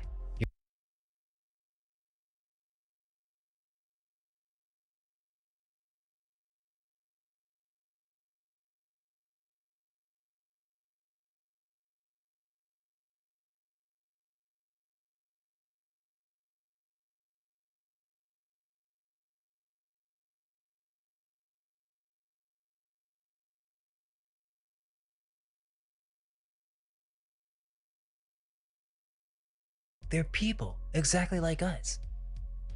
And then Jeffrey says, if it were not for us, they wouldn't even exist. Then Richard tells him, you're playing God, Jeff. And then Jeffrey, he says, the ultimate intention is to help humanity. Richard says, then why keep it a secret? Jeff's answer, because as soon as the word got out, you know what they would really be saying. Why not me? It's not secret because it's immoral. It's secret because it's exclusive. So then Jeff tries to make it personal. That heart operation I had 2 years ago, that heart came from my adult clone. It's exactly the same as my old heart, only younger and stronger. Without it, I would not be alive today. My new clone is just a baby. Richard says, wait a minute, you have two? He's stockpiling these clones. Multiple clones per person. Meaning they do this more than once. And they're telling you in a 1979 movie. Then Jeffrey says, I'm offering you a gift certificate to life, and you turn your back on me? A gift certificate to life? This is when he reveals that he had to pull strings to get his brother cloned. In secret. Do you get it? This is immortality. What does this have to do with cloning? This conspiracy has its own social hierarchy, and even the President of the United States is just one more client. And then Jeffrey warns his own brother. Keep it capped. Even I'm expendable if it means keeping Clonus alive. So even the next President of the United States is expendable. And if you still didn't think that was enough, this is about to prove it. This is kind of advanced, but again, you already saw it with the island. Look at the film techniques used during the end of this Brotherhood boat scene. As we're being told the secret, the real secret, we get another camera metaphor. A nightmare sequence intercutting. This is literally that temple sleep dream from the island when Merrick is explaining the operation, and at the end, he wakes up. You remember what I said about that? This is literally the same thing. This entire film is a Freemasonic initiation sequence mixed with CIA MK Ultra, and the audience was just put through it. Go to sleep, nightmare, wake up. This is definitely the scariest part of the film, and it comes out of nowhere. Richard's having a nightmare where Lena gets a lobotomy. Something's very dark about this scene. But notice, it's obviously not just a dream. Again, it ends with him waking up as we're hearing this conversation between the elites. Do you get it now? The meeting on the boat was the revelation of the mysteries between brothers, and the dream sequence was a nightmare where he experiences trauma and is forced to forget. You learn the secret, now go to sleep. The lobotomy is what happens to the brother who breaks his oath. The whole structure is the ritual. Richard Sr.'s son, Rick, tries to help the clone escape. Jeffrey's friends, the people in the club, execute a cover-up. Richard Knight Sr. is murdered. Rick is murdered. And this is so messed up. There's a scene where the journalist, him and his sweet wife, literally just noble people, they had nothing to do with this. They're just chilling in their living room, and they're just bombed and exploded. Not really sure why they added that. It's a very weird shot. But basically everyone who knew the truth and or about the orientation tape was systematically eliminated. Okay, but this movie has a sad ending and a somewhat good one. So Richard, the rebel, goes back to save the clones and to rescue Lena. but his nightmare was true. Take note of that. She's already been lobotomized. Her mind is gone. She's an empty shell with a creepy smile. And the doctor sneers and mocks him. Welcome home, Richard. You like America? In Clonus, the system can erase consciousness while preserving the body. That's kind of worse than murder because murder ends a person, but lobotomy destroys the person while keeping the body alive for parts. Think about what that means in the context of Part 3. So then Jeffrey Knight wins the presidency. He gives a speech. As president, my position will be that any suppression of rights or infringement of basic liberties are contrary to the foundations of this country, and such cannot and will not be tolerated. So it's all fake. Remember, there's a line on the island where he says the president has a clone, but it's never explained. Well, here you go. He's delivering a speech about human rights while wearing the heart of a murdered clone. The man who ordered the murder of his own brother, talking about human rights on national television. And behind him, the backdrop reads, Walker Industries. And George Walker's right there. So now we get to see him from the front. And Walker has an eye patch. One eye. The one eye symbolism running the entire cloning operation. In 1979. Still a coincidence? And during the speech, there's a dream sequence, and it shows the clone and Walker staring directly at the camera with one eye. The Knight is a puppet. Okay, but there is a good ending. From the back of the room, a reporter says, Senator, could you please tell us about Clonus? The tape got out. The sad ending is, Richard fails. He ends up dead, frozen in storage.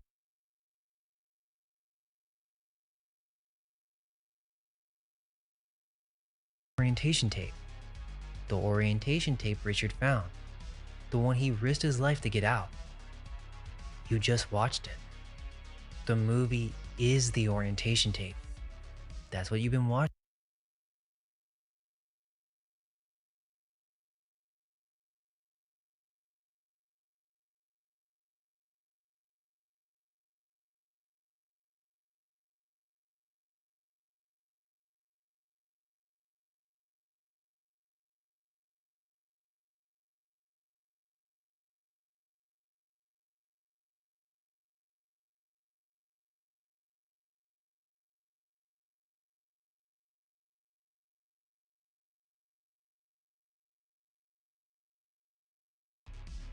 That's already pretty insane. Okay, but let's be fair, and sure, maybe Bages copied all of this and they didn't know about the Masonic symbolism and it was all just an accident. Okay. But wait, there's an earlier film that proves this is not a coincidence. There's a third film, and nobody talks about it. Now, before I tell you what that film is, I did want to mention two films quickly. I don't think they're crucial to the case, but it's interesting. In 1971, 8 years before Clonus, a film was made called The Resurrection of Zachary Wheeler, starring Leslie Nielsen and Bradford Dillman. The plot is, a TV reporter witnesses a car crash. The survivor is a United States Senator named Zachary Wheeler. The senator is secretly airlifted to his covert facility in the New Mexico desert, near Alamogordo, near Los Alamos, so this is real military stuff.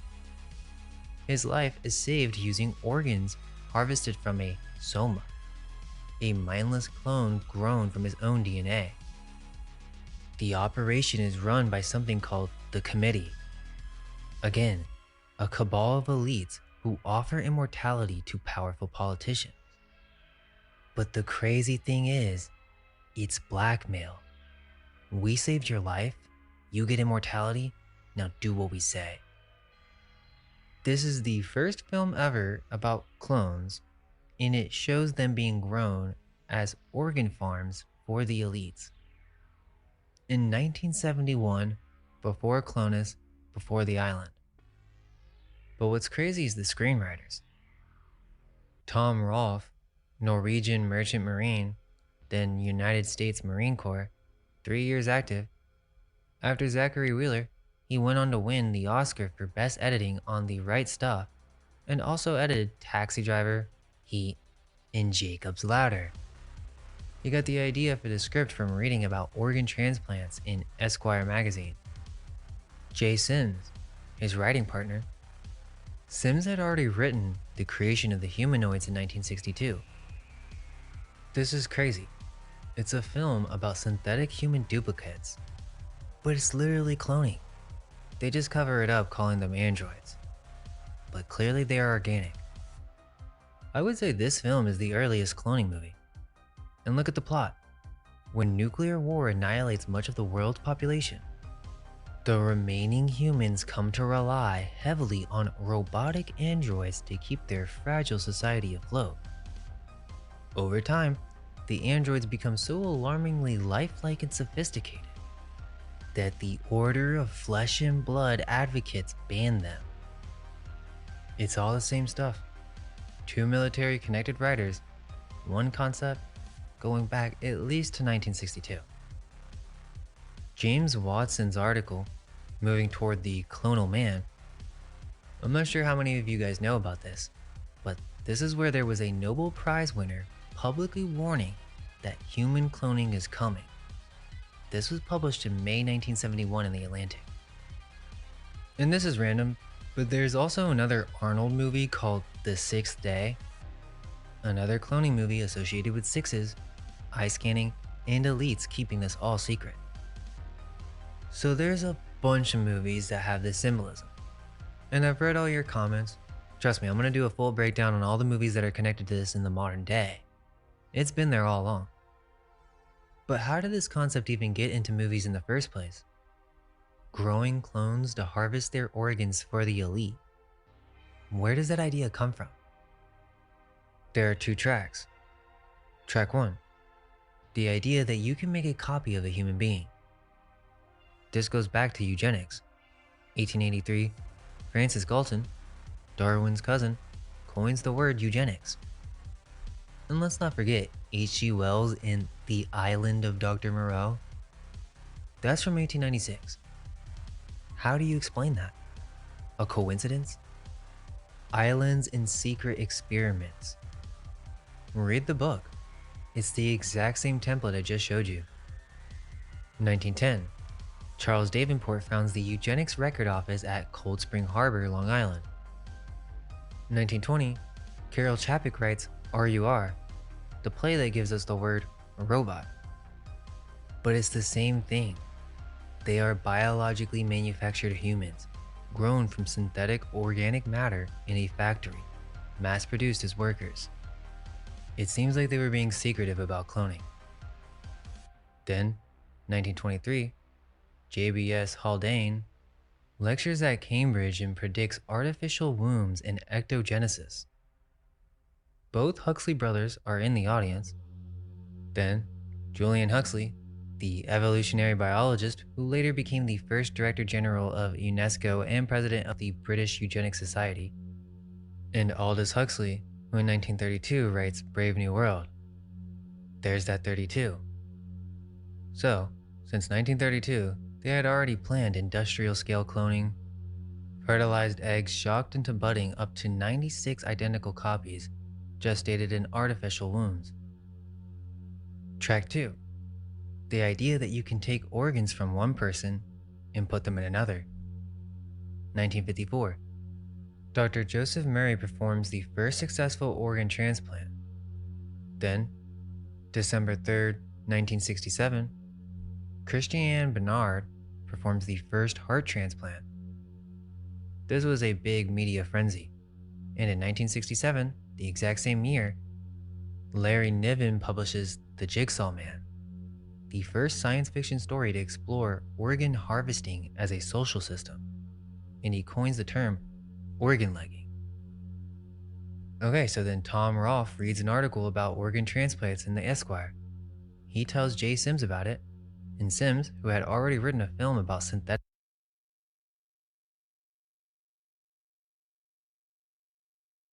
this is about growing clones as organ farms for the elite.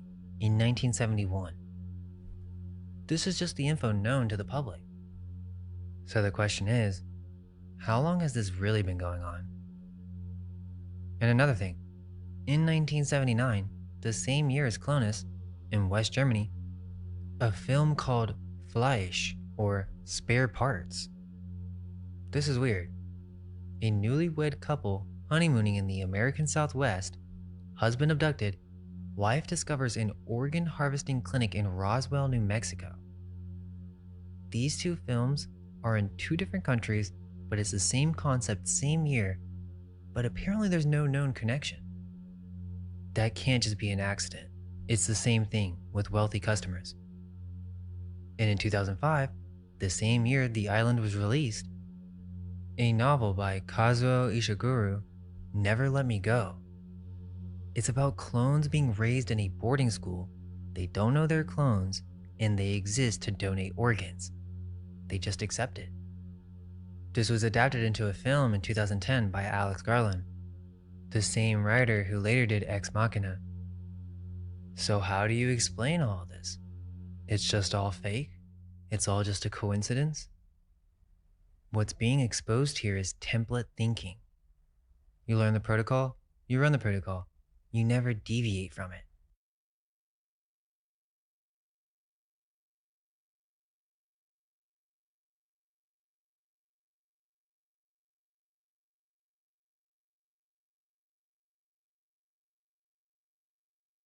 They literally just copied one. Same MK Ultra opening sequence, same Paradise Lost framework, same Masonic degree structure, same basic plot, the same template 26 years later, because that's the only way they know how to operate. Remember, symbolism will be their downfall. But we're not done yet. What I'm about to show you should blow your mind. This proves everything. It's not just me watching too many movies. What you're about to see is going to change the way you understand not just these films, but how the entire system operates. This is the proof. Alright, for real though, I need you to lock in. The film is called Seconds, directed by John Frankenheimer. That name may sound familiar. That's the man who directed The Manchurian Candidate, 1962. A film about a brainwashed soldier programmed by a communist conspiracy to become a political assassin, controlled by his own mother. The first major Hollywood film about mind control. It came out 1 year before JFK was assassinated. 4 years later, in 1966, the same director makes Seconds. I've never heard anyone talk about this film. But that's the point. It was nominated for awards, but it bombed at the box office. Paramount shelved it, and it basically became unavailable for decades. Essentially, it vanished. I'm about to show you why. So the film starts, and the first thing we see is an eye. Remember, 1966, and we're already starting the film with an eye. The sixes are not an accident. And I need you to understand the cinematography here because this is not a normal movie. Honestly, I'd say that this is the most advanced of them all. This is the OG. There are some interesting camera techniques in this film. I'll point it out because remember what I said about Clonus and the camera effects? Basically, it had all this distortion, but now Second starts out with the same distorted effect. Another really cool camera effect is the camera actually follows the character like a third-person video game, but from different viewpoints. Over the shoulder, down by the legs, close to the face. This is pretty next level for the 60s. So we're following a man through a train station, Grand Central. The camera shots are showing us both perspective, and then eventually, this stranger comes up to this man that he's been following from behind and then slips a note into his hand, very quickly. Then, the person's gone. This man on the train, Arthur Hamilton, looks confused. He looks out the window, and the mystery man is walking away. The note has an address on it, 34 Lafayette Street. So Hamilton goes home, And at night, he's waiting for a phone call. There's an interesting detail in this shot. Look at the phone. Do you see the 666? That's on the phone that connects him to the secret organization. And the movie came out in 1966. So the phone rings and Hamilton picks it up immediately. This is a secret phone call. And the voice on the line says, "Art, it's me again." And Hamilton doesn't believe it, because this voice belongs to a friend that died. Charlie is dead. Hamilton says, "Stop saying that. Charlie Evans is dead. I'll call the police." But Charlie proves it. He tells Hamilton to walk over to the fireplace. Okay, pay attention. There are 2 trophies near this tennis team picture. And in the picture, Charlie and Arthur are standing with their arms around each other's shoulders. They're essentially brothers. Charlie says, "Take the doubles trophy there and turn it over." And guess what's underneath? Fidelis Aeternis. That's Latin for faithful to eternity. Art scratched it there himself with his belt buckle in the locker room after they won the finals. And he forgot about it. Charlie didn't. But as soon as he says Fidelis Aeternis, he remembers. That's how Art knows it's really him. Do you see what's happening here? This is a fraternity reference. You think he scratched that because of Latin class? Again, context. If you look at it alone, sure, you can explain it away. But you won't be able to explain it any other way by the end of the movie. This is a brotherhood reference. It's an oath between 2 friends, 2 brothers. He's in the club, and so is Charlie. Charlie has an offer for him. This whole scene has the same energy as the boat scene from Clonus. But take note of that phrase, Fidelis Aeternis, faithful to eternity, not faithful forever. I see that there's some people online translating it that way. Aeternis isn't an adverb, it's a dative. It's directional. Eternity is the destination. Faith, directed at eternal life. A personal oath between 2 college friends scratched on a trophy? This is a big hint for later. Can you figure out what it is? So Charlie gives him instructions. He says use the name Wilson and go to the address. But Art still can't process this. You can't be Charlie. You don't just come back. And Charlie says, "I'm alive. More alive than I've been in the past 25 years. Another detail is Hamilton's wife knows about these calls. This isn't the first time apparently. So something has been going on for a while. Next, Hamilton follows the instructions. He goes to this place that looks like a dry cleaning operation, a steaming clothes place. The old steamer guy says they aren't here anymore and hands him a note.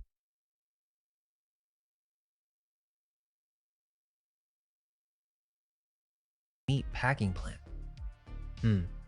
A meat packing plant? Do you think that was by design?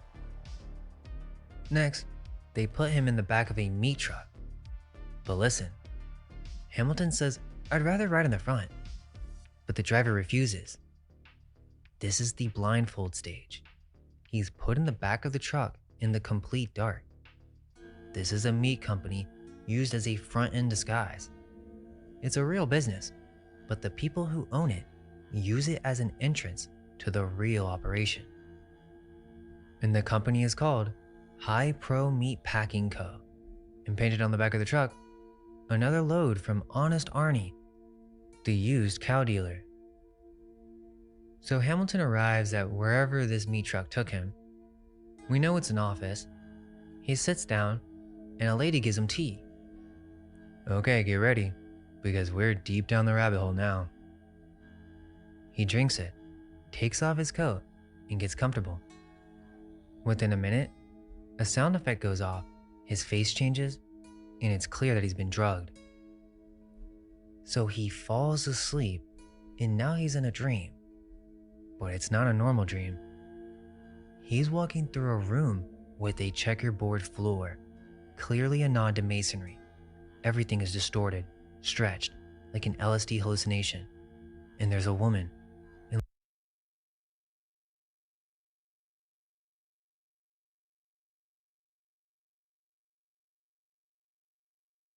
environment. This is Alice in Wonderland meets secret societies and body replacement in the 1960s. This is by far the most advanced and artistic film in our entire list. And the woman, well, it doesn't look like she approves of what's about to happen. She was screaming before it happened. Yeah, this is exactly what you think it is. Then he wakes up, and he's confused. He doesn't know what just happened. He tries to leave, but the elevator buttons are missing. He literally can't get out. So he's wandering around, and there's some kind of science lab. People working at stations. He's asking for directions, he's trying to talk to people, but everyone ignores him. Finally, a man in a white suit radios someone, and a voice comes back. Yes, that would be Mr. Wilson. Would you have him return to Mr. Ruby's office, please? So they send Hamilton to a man named Ruby. Ruby's kind of like the main director of this operation. Notice that his name is Ruby, a red stone. And take note about what he's offering him. He says, I've been assigned to go over the circumstances of your death with you. And Hamilton's like, what? But Ruby keeps going. The cost is $30,000, roughly $300K in 2026. And okay, so this is really weird. I'll let you be the judge. He says the organization has a department called CPS. And Hamilton's confused, like, what? CPS? And then Ruby explains. Cadaver Procurement Section. Yeah. But okay, so they need a fresh corpse that perfectly matches your physical dimensions and medical specifications. They need someone who looks like you to die so that they can fake your death with their body. Yes, this movie covers faking death for elite members. Remember that for later. Then Ruby starts going through death options. A hotel room fire, an explosion, a hunting accident, and it even says, the question of death selection may be the most important decision in your life. Then, the trust department comes in. They want to change his will, make him sign a contract. His wife and daughter are going to think that he's dead, but they will get liberal settlements. Insurance, annuities, real estate. He signs. But who's this trust department? You ready for the craziest part? In order for Hamilton to go through with all of this, to receive this gift, the trust department, which, I don't know, that sounds pretty official, they need insurance. What type of insurance? You remember that trippy dream from earlier? You know what that was? Blackmail. They drugged him. I assume LSD, and then they influenced him to do you know what to that lady, and they filmed it. The man says, the drug made it easier to manipulate you into the proper positions and attitudes, and you did not ravage our girl, but the photography is clear enough. So what happened is, they drugged him with some kind of psychedelic, and while he was in an altered state, they manipulated him into a compromising situation with this woman, and they recorded it. This is 1966. Do you see it now? He didn't have a choice. But it gets even more mind-blowing. A man cuts him off and says, oh, I have a message from Charlie. He wanted me to tell you that rebirth is painful. Rebirth? There it is. We just went full circle. You can't deny it anymore. Rebirth. This is all about rebirth and faith to eternity. The same concept from part 3, Renovatio. And this film says it in 1966. Remember, in The Island from 2005? They actually spell it out for you here. They literally say, blackmail. Isn't it easier to go forward when you know that you can't go back? So now they own him. They manufactured consent through mind control, the drugs, the manipulation, the recording. This is the control mechanism. This is a behind-the-scenes look at the operating system. Now it makes sense why the elites, politicians, and tech billionaires all act like NPCs. And then the old man comes in. This is the CEO or founder of the entire operation. Rebirth. Life again. Begin again. All new. All different. the way you always wanted it. This is it. This would suggest that the island network goes back to 1966. Do you get the Latin now? I told you that was secret society language. So does that mean Renovatio is the key to the entire network? Rebirth? So what is this rebirth process? Well, in seconds, they surgically reconstruct him. But they definitely are making him younger. It's basically Dr. Moreau, which is crazy because what if they could do this before the 19th century? Now, there is some strange backstory lore here that isn't fully explained. I'll tell you my thoughts. It's not clear whether they're just fixing his face and sculpting him into a new person, or if this is actually using another person's body. I'll explain why in a moment, but no matter what, for certain, this operation has the intended goal to make him look younger and more handsome. Then there's this creepy shot. His face is wrapped in cloth, like a skin mask, like a new flesh, a fake identity literally wrapped around his skull. Then look at this, his obituary in the newspaper, the New York Herald Tribune. That means they control the news. This is fake news. You're not gonna make me spell out everything, right? Now we see the new Hamilton. This is Wilson. He looks completely different. He's a better, slightly younger version of himself. Maybe 10 years younger? If he was 60, he kinda looks 40, maybe late 30s.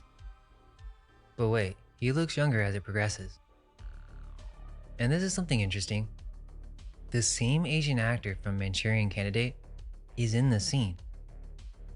His name's Davilo. He's essentially the rehab MKUltra handler who prepares reborns for their new lives. Davilo tells Hamilton they've recorded confessions of his true desires under pentothal and caffeine sodium benzoate. It's literally a pharmaceutical interrogation program. But this film's enlightening. They give him a whole new life, a career as a painter, certificates of study, diplomas from reputable universities. Hamilton says, wait, these can't be forged. And Davilo tells him, they can forge anything. Guys, that means they're all NPCs. Their jobs are completely fake. The implication is that everyone in the club gets these fake careers set up for them. Why do you think that is? Because they own the system. The entire system. The universities, the credentials, the documentation. All of it can be fabricated because the network controls the infrastructure. And they even say that they're gonna give him his first 6 one-man art show. 6. They don't even make him paint. Apparently they already have these paintings done. They're gonna supply him with work and pass it off as his. And I'm looking at this thinking, this seems like a money laundering scheme. They create a fake artist, provide the work, display it at their galleries, and move money through the sales. The entire career is manufactured. He even gets a Malibu beach house, a new name, Tony Wilson, and now he has dark hair. So he does look to be around 30, completely reborn. And he has identity shock while he's on the airplane to his new home. He can't get used to his new face, his new name, his whole whatever this is. So they gave him pills to help him adjust. So, the rebirth process comes with medication to suppress who you actually are. So Wilson lands, and on his way out of the airport, someone recognizes him. This is what I was talking about earlier. I think it's a clue. They don't really expand on it.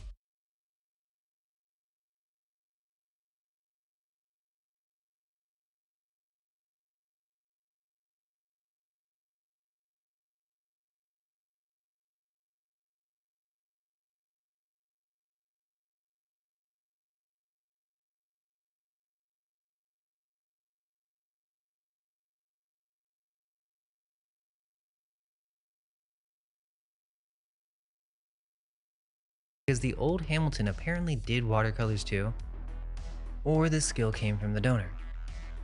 Again, more mystery lore. But one day, he's out walking on the beach and there's a random woman wearing a black hoodie on the beach, almost like a hooded robe. This is Nora. We know the template, right? Nora's the exact same archetype as Jordan in The Island and Lena in Clonus. The female wisdom figure mixed with Lilith. This is subtle at first. It's not obvious right now, but there is a clue in the scene. She goes to the ocean to ask a question. Basically, she's doing divination. She's asking nature for answers. Take note of that for later. So they meet, they hit it off, and they go back to her place. But pay attention. Now let me show you the shot. Now, if at the beginning of this video, I told a skeptic, you see that triangle to the left? That was put there on purpose, and it relates to secret society initiation. Most people would brush it off, right? I mean, to be honest, even I brushed this one off at first. It does look just like a prop set. Okay, but guess what the next shot is? Another checkerboard floor.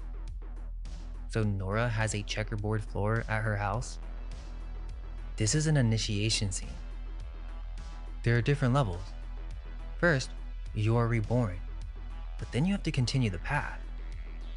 That's what's happening. And if you thought I was reaching with a divination in the ocean, well, now she's doing it again. But this time, with grape leaves. She's divining with the leaves. So she is like a psychic, she's a pagan priestess.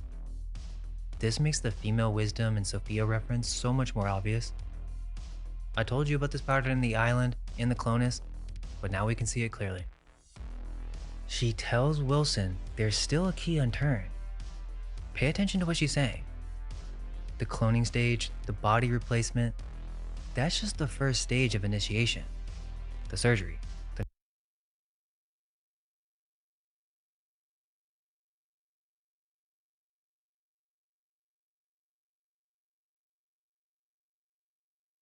Table in the background? Just an accident? He is Adam. This is Lilith. Alright, it's about to get insane. So Nora invites him to go to a party. But it's not a normal party. It's a pagan rite. What happens next is probably the most disturbing part, and it's from 1966. Wilson and Nora drive to some kind of party. She connects it to turning the key in some type of rite. So that's all we know as the audience going into this. So when they get there, the woman leading it is dressed like a pagan goddess. So that's the template. She is a female pagan goddess figure. This is Sophia, and they copied it in every movie. Then the music starts. It's Pan. This is a bacchanalia. And I'm not being metaphorical, literally. They're at an outdoor wine festival, grape stomping, music, drinking, and the energy starts to escalate, and these people are getting drunk, wilder, more primal. And then the women start undressing. One woman gets naked in the wine barrel. She's the queen of wine. Okay, not too bad. But then a man gets in, and then another woman, and then they're all naked, drunk, stomping grapes together.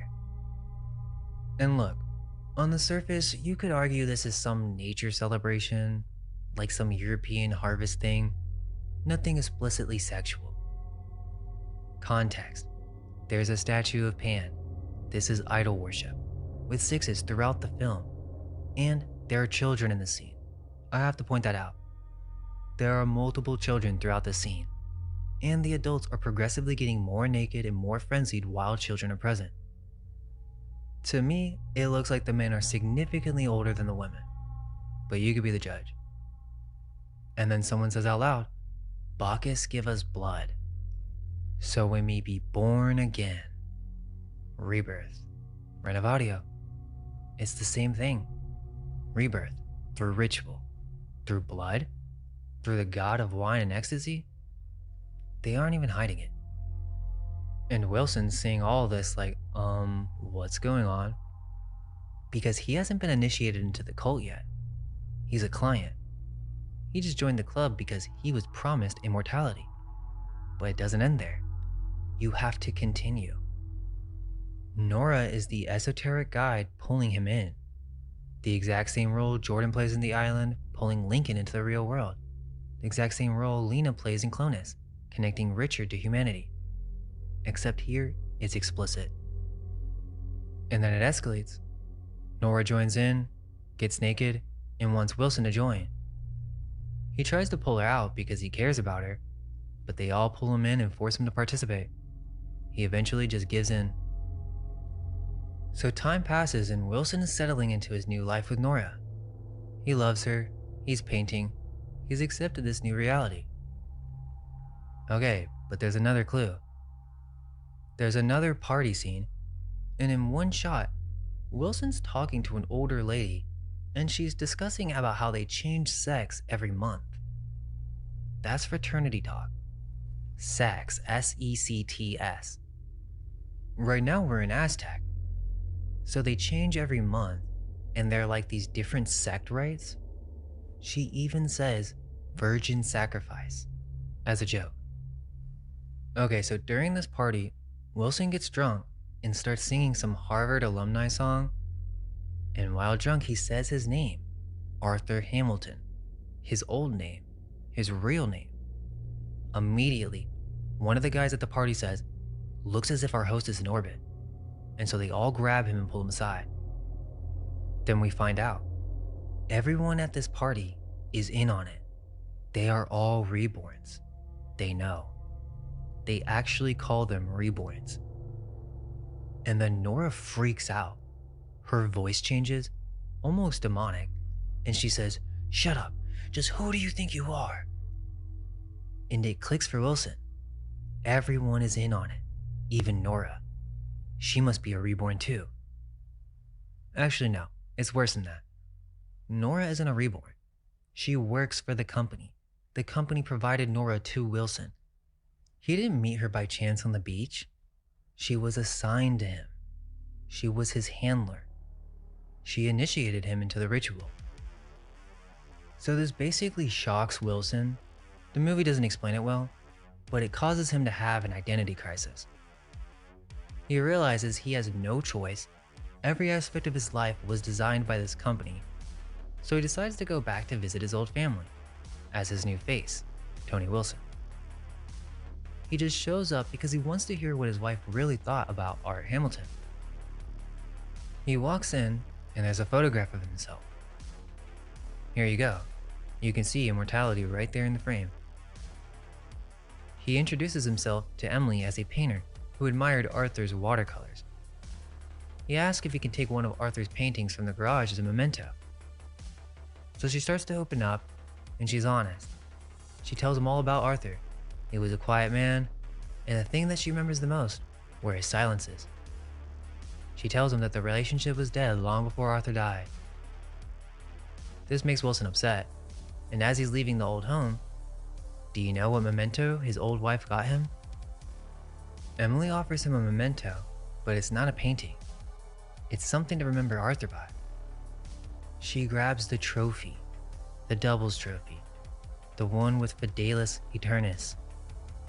Again, it's showing he has no control, and his faith is to eternity.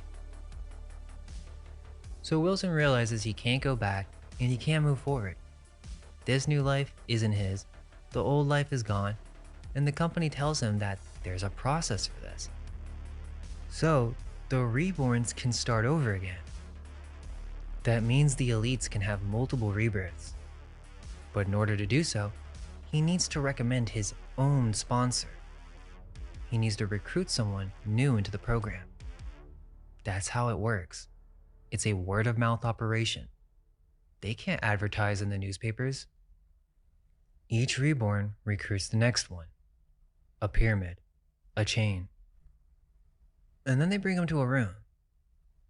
In this room is the waiting area we saw earlier in the film when Hamilton first arrived. There's people sitting in it silently, staring, not talking. Some of them are drinking water. Seems like they're putting medication in it. And there's a bell. The bell is a conditioning signal.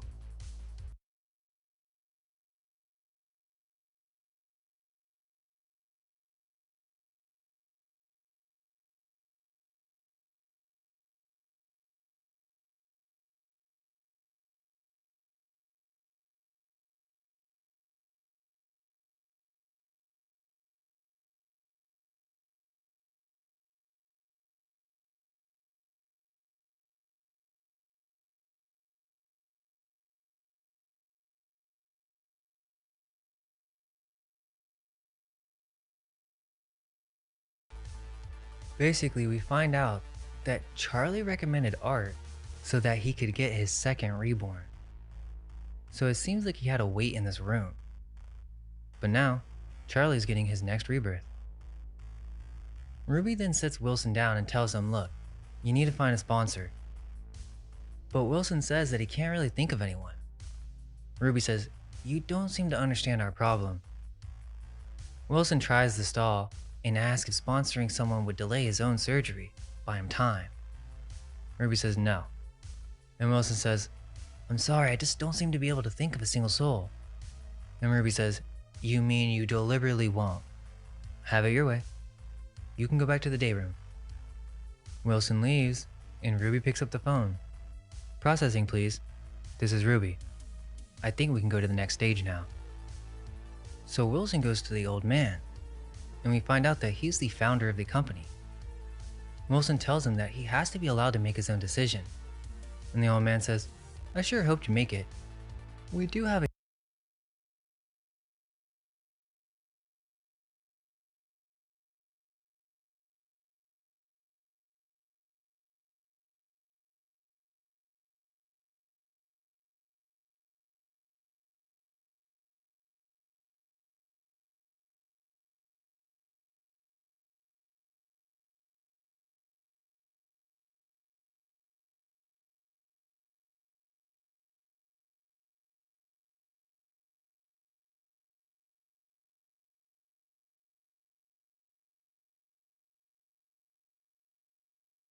Everything's gonna be fine. Just remember, son, we gotta keep plugging away at the dream. Then a man shows up and introduces himself as Dr. Morris. He asks Wilson, what faith was he raised in? Protestant? And then he says something crazy, which is a clue. He says he's qualified to care for him in any faith because he was ordained in each: rabbi, priest, and minister. All three? One man? And Wilson starts to realize what's actually happening. What's going on? When we finished, you will go on to the next stage. And Wilson's screaming, I want to know what's happening to me now. They stuff his mouth and bind it shut. While Wilson's screaming through the binding, Dr. Morris reads scripture, Bible verses about resurrection and eternal life. In between the English passages, Latin prayers. And guess how the movie ends? A cranial drill. So a lobotomy. Just like Clonus. They don't reuse the body.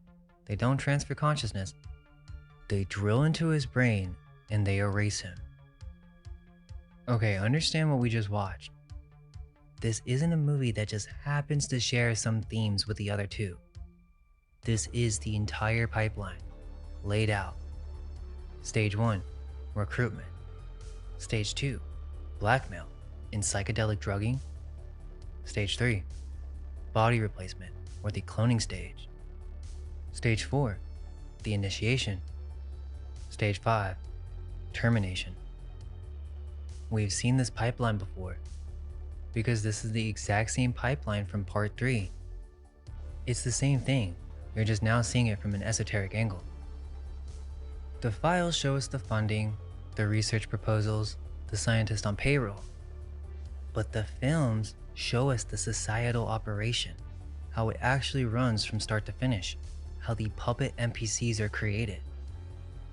If the files are the internal communications of this network, then I would argue the films are the public disclosure. You can see it now. You were given a pseudo-subconscious initiation against your own will. The argument would be, you agreed by watching the film. I would say that's wrong. You were tricked. It's literally that Alice in Wonderland scene. Under trance, you can be made to do certain things. You couldn't see it because you weren't given the right context. You weren't given the eyes, and you didn't have the framework. How is that fair? Think about the island now with the MK Ultra flashing sequences that you can't see unless you watch frame by frame. No one's gonna do that, especially for a 2005 movie. And you probably thought it had a good ending. The clones were freed. Yay, Lincoln 6 Echo saved the day. But now we can see it clearly. He learns the trade secrets of what happens. That French black guy let him go. Not because he didn't know that he was a clone, but it's almost a symbol for the French Revolution and how the Freemasons separated from their previous control system. So, the clones are actually a multi-layered symbol. Yes, on the surface they represent the harvesting, but now we know another secret layer, at least with the ending when they all escape. The clones then become initiated and escape. They learn the truth, and then they enter the real world. The clones are the puppet NPC fake career politicians, not us. Who are the clones? They are reborns of celebrities. It tells you in the film. Literally, the president has a clone. So did his clone escape too? They are let out into the world. They are the reborns. You would never see that unless you watched all 3 films. Merrick allowed Lincoln to wake up. Basically, that's a documented 60-year chain of this concept, and as many of you know, it goes even further back. Even in this video, I showed how this science, even in the mainstream, goes back at least into the late 19th century. But there's evidence to suggest it goes back even further. This isn't new, and it gives insights on how secret societies view resets, repopulations, and relate it to biblical narratives. What if secret societies have had this technology for hundreds of years? Meaning, they are actually in control of resets. That's why I showed you Michigan Central. I'm not telling you what to think. I watched it through it, and I showed you. You can see it. You've been able to see it the whole time. You just didn't have the framework. This is the bug in their system. The same template thinking that makes their operations work is the signature that exposes them. They left their fingerprints everywhere because they don't think you were smart enough to see it. There's way more to this Hollywood story. I just couldn't fit it all into one video. So like, subscribe, you're gonna want to see part 5. Please share, guys. They're not gonna recommend this to you. Thanks for watching, and all we can hope is that our minds may be unveiled. Well, I hope you enjoyed that 3.5 hour epicness. If that wasn't Freaky Friday, I don't know what was, guys. We're living in a fucking matrix, and everybody's lying. Everybody's full of shit, and this Iran war is fake as fuck in a million different ways, but whatever. Who cares?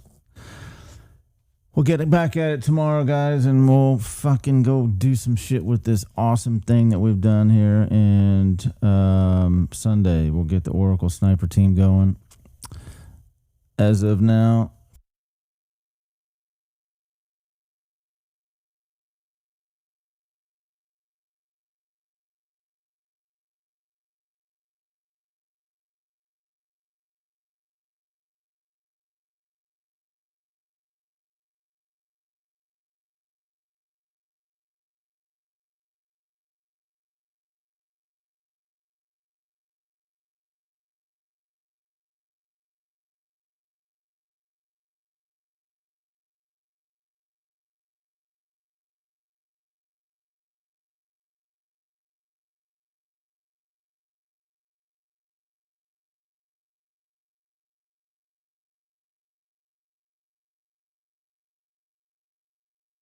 Freaky Friday.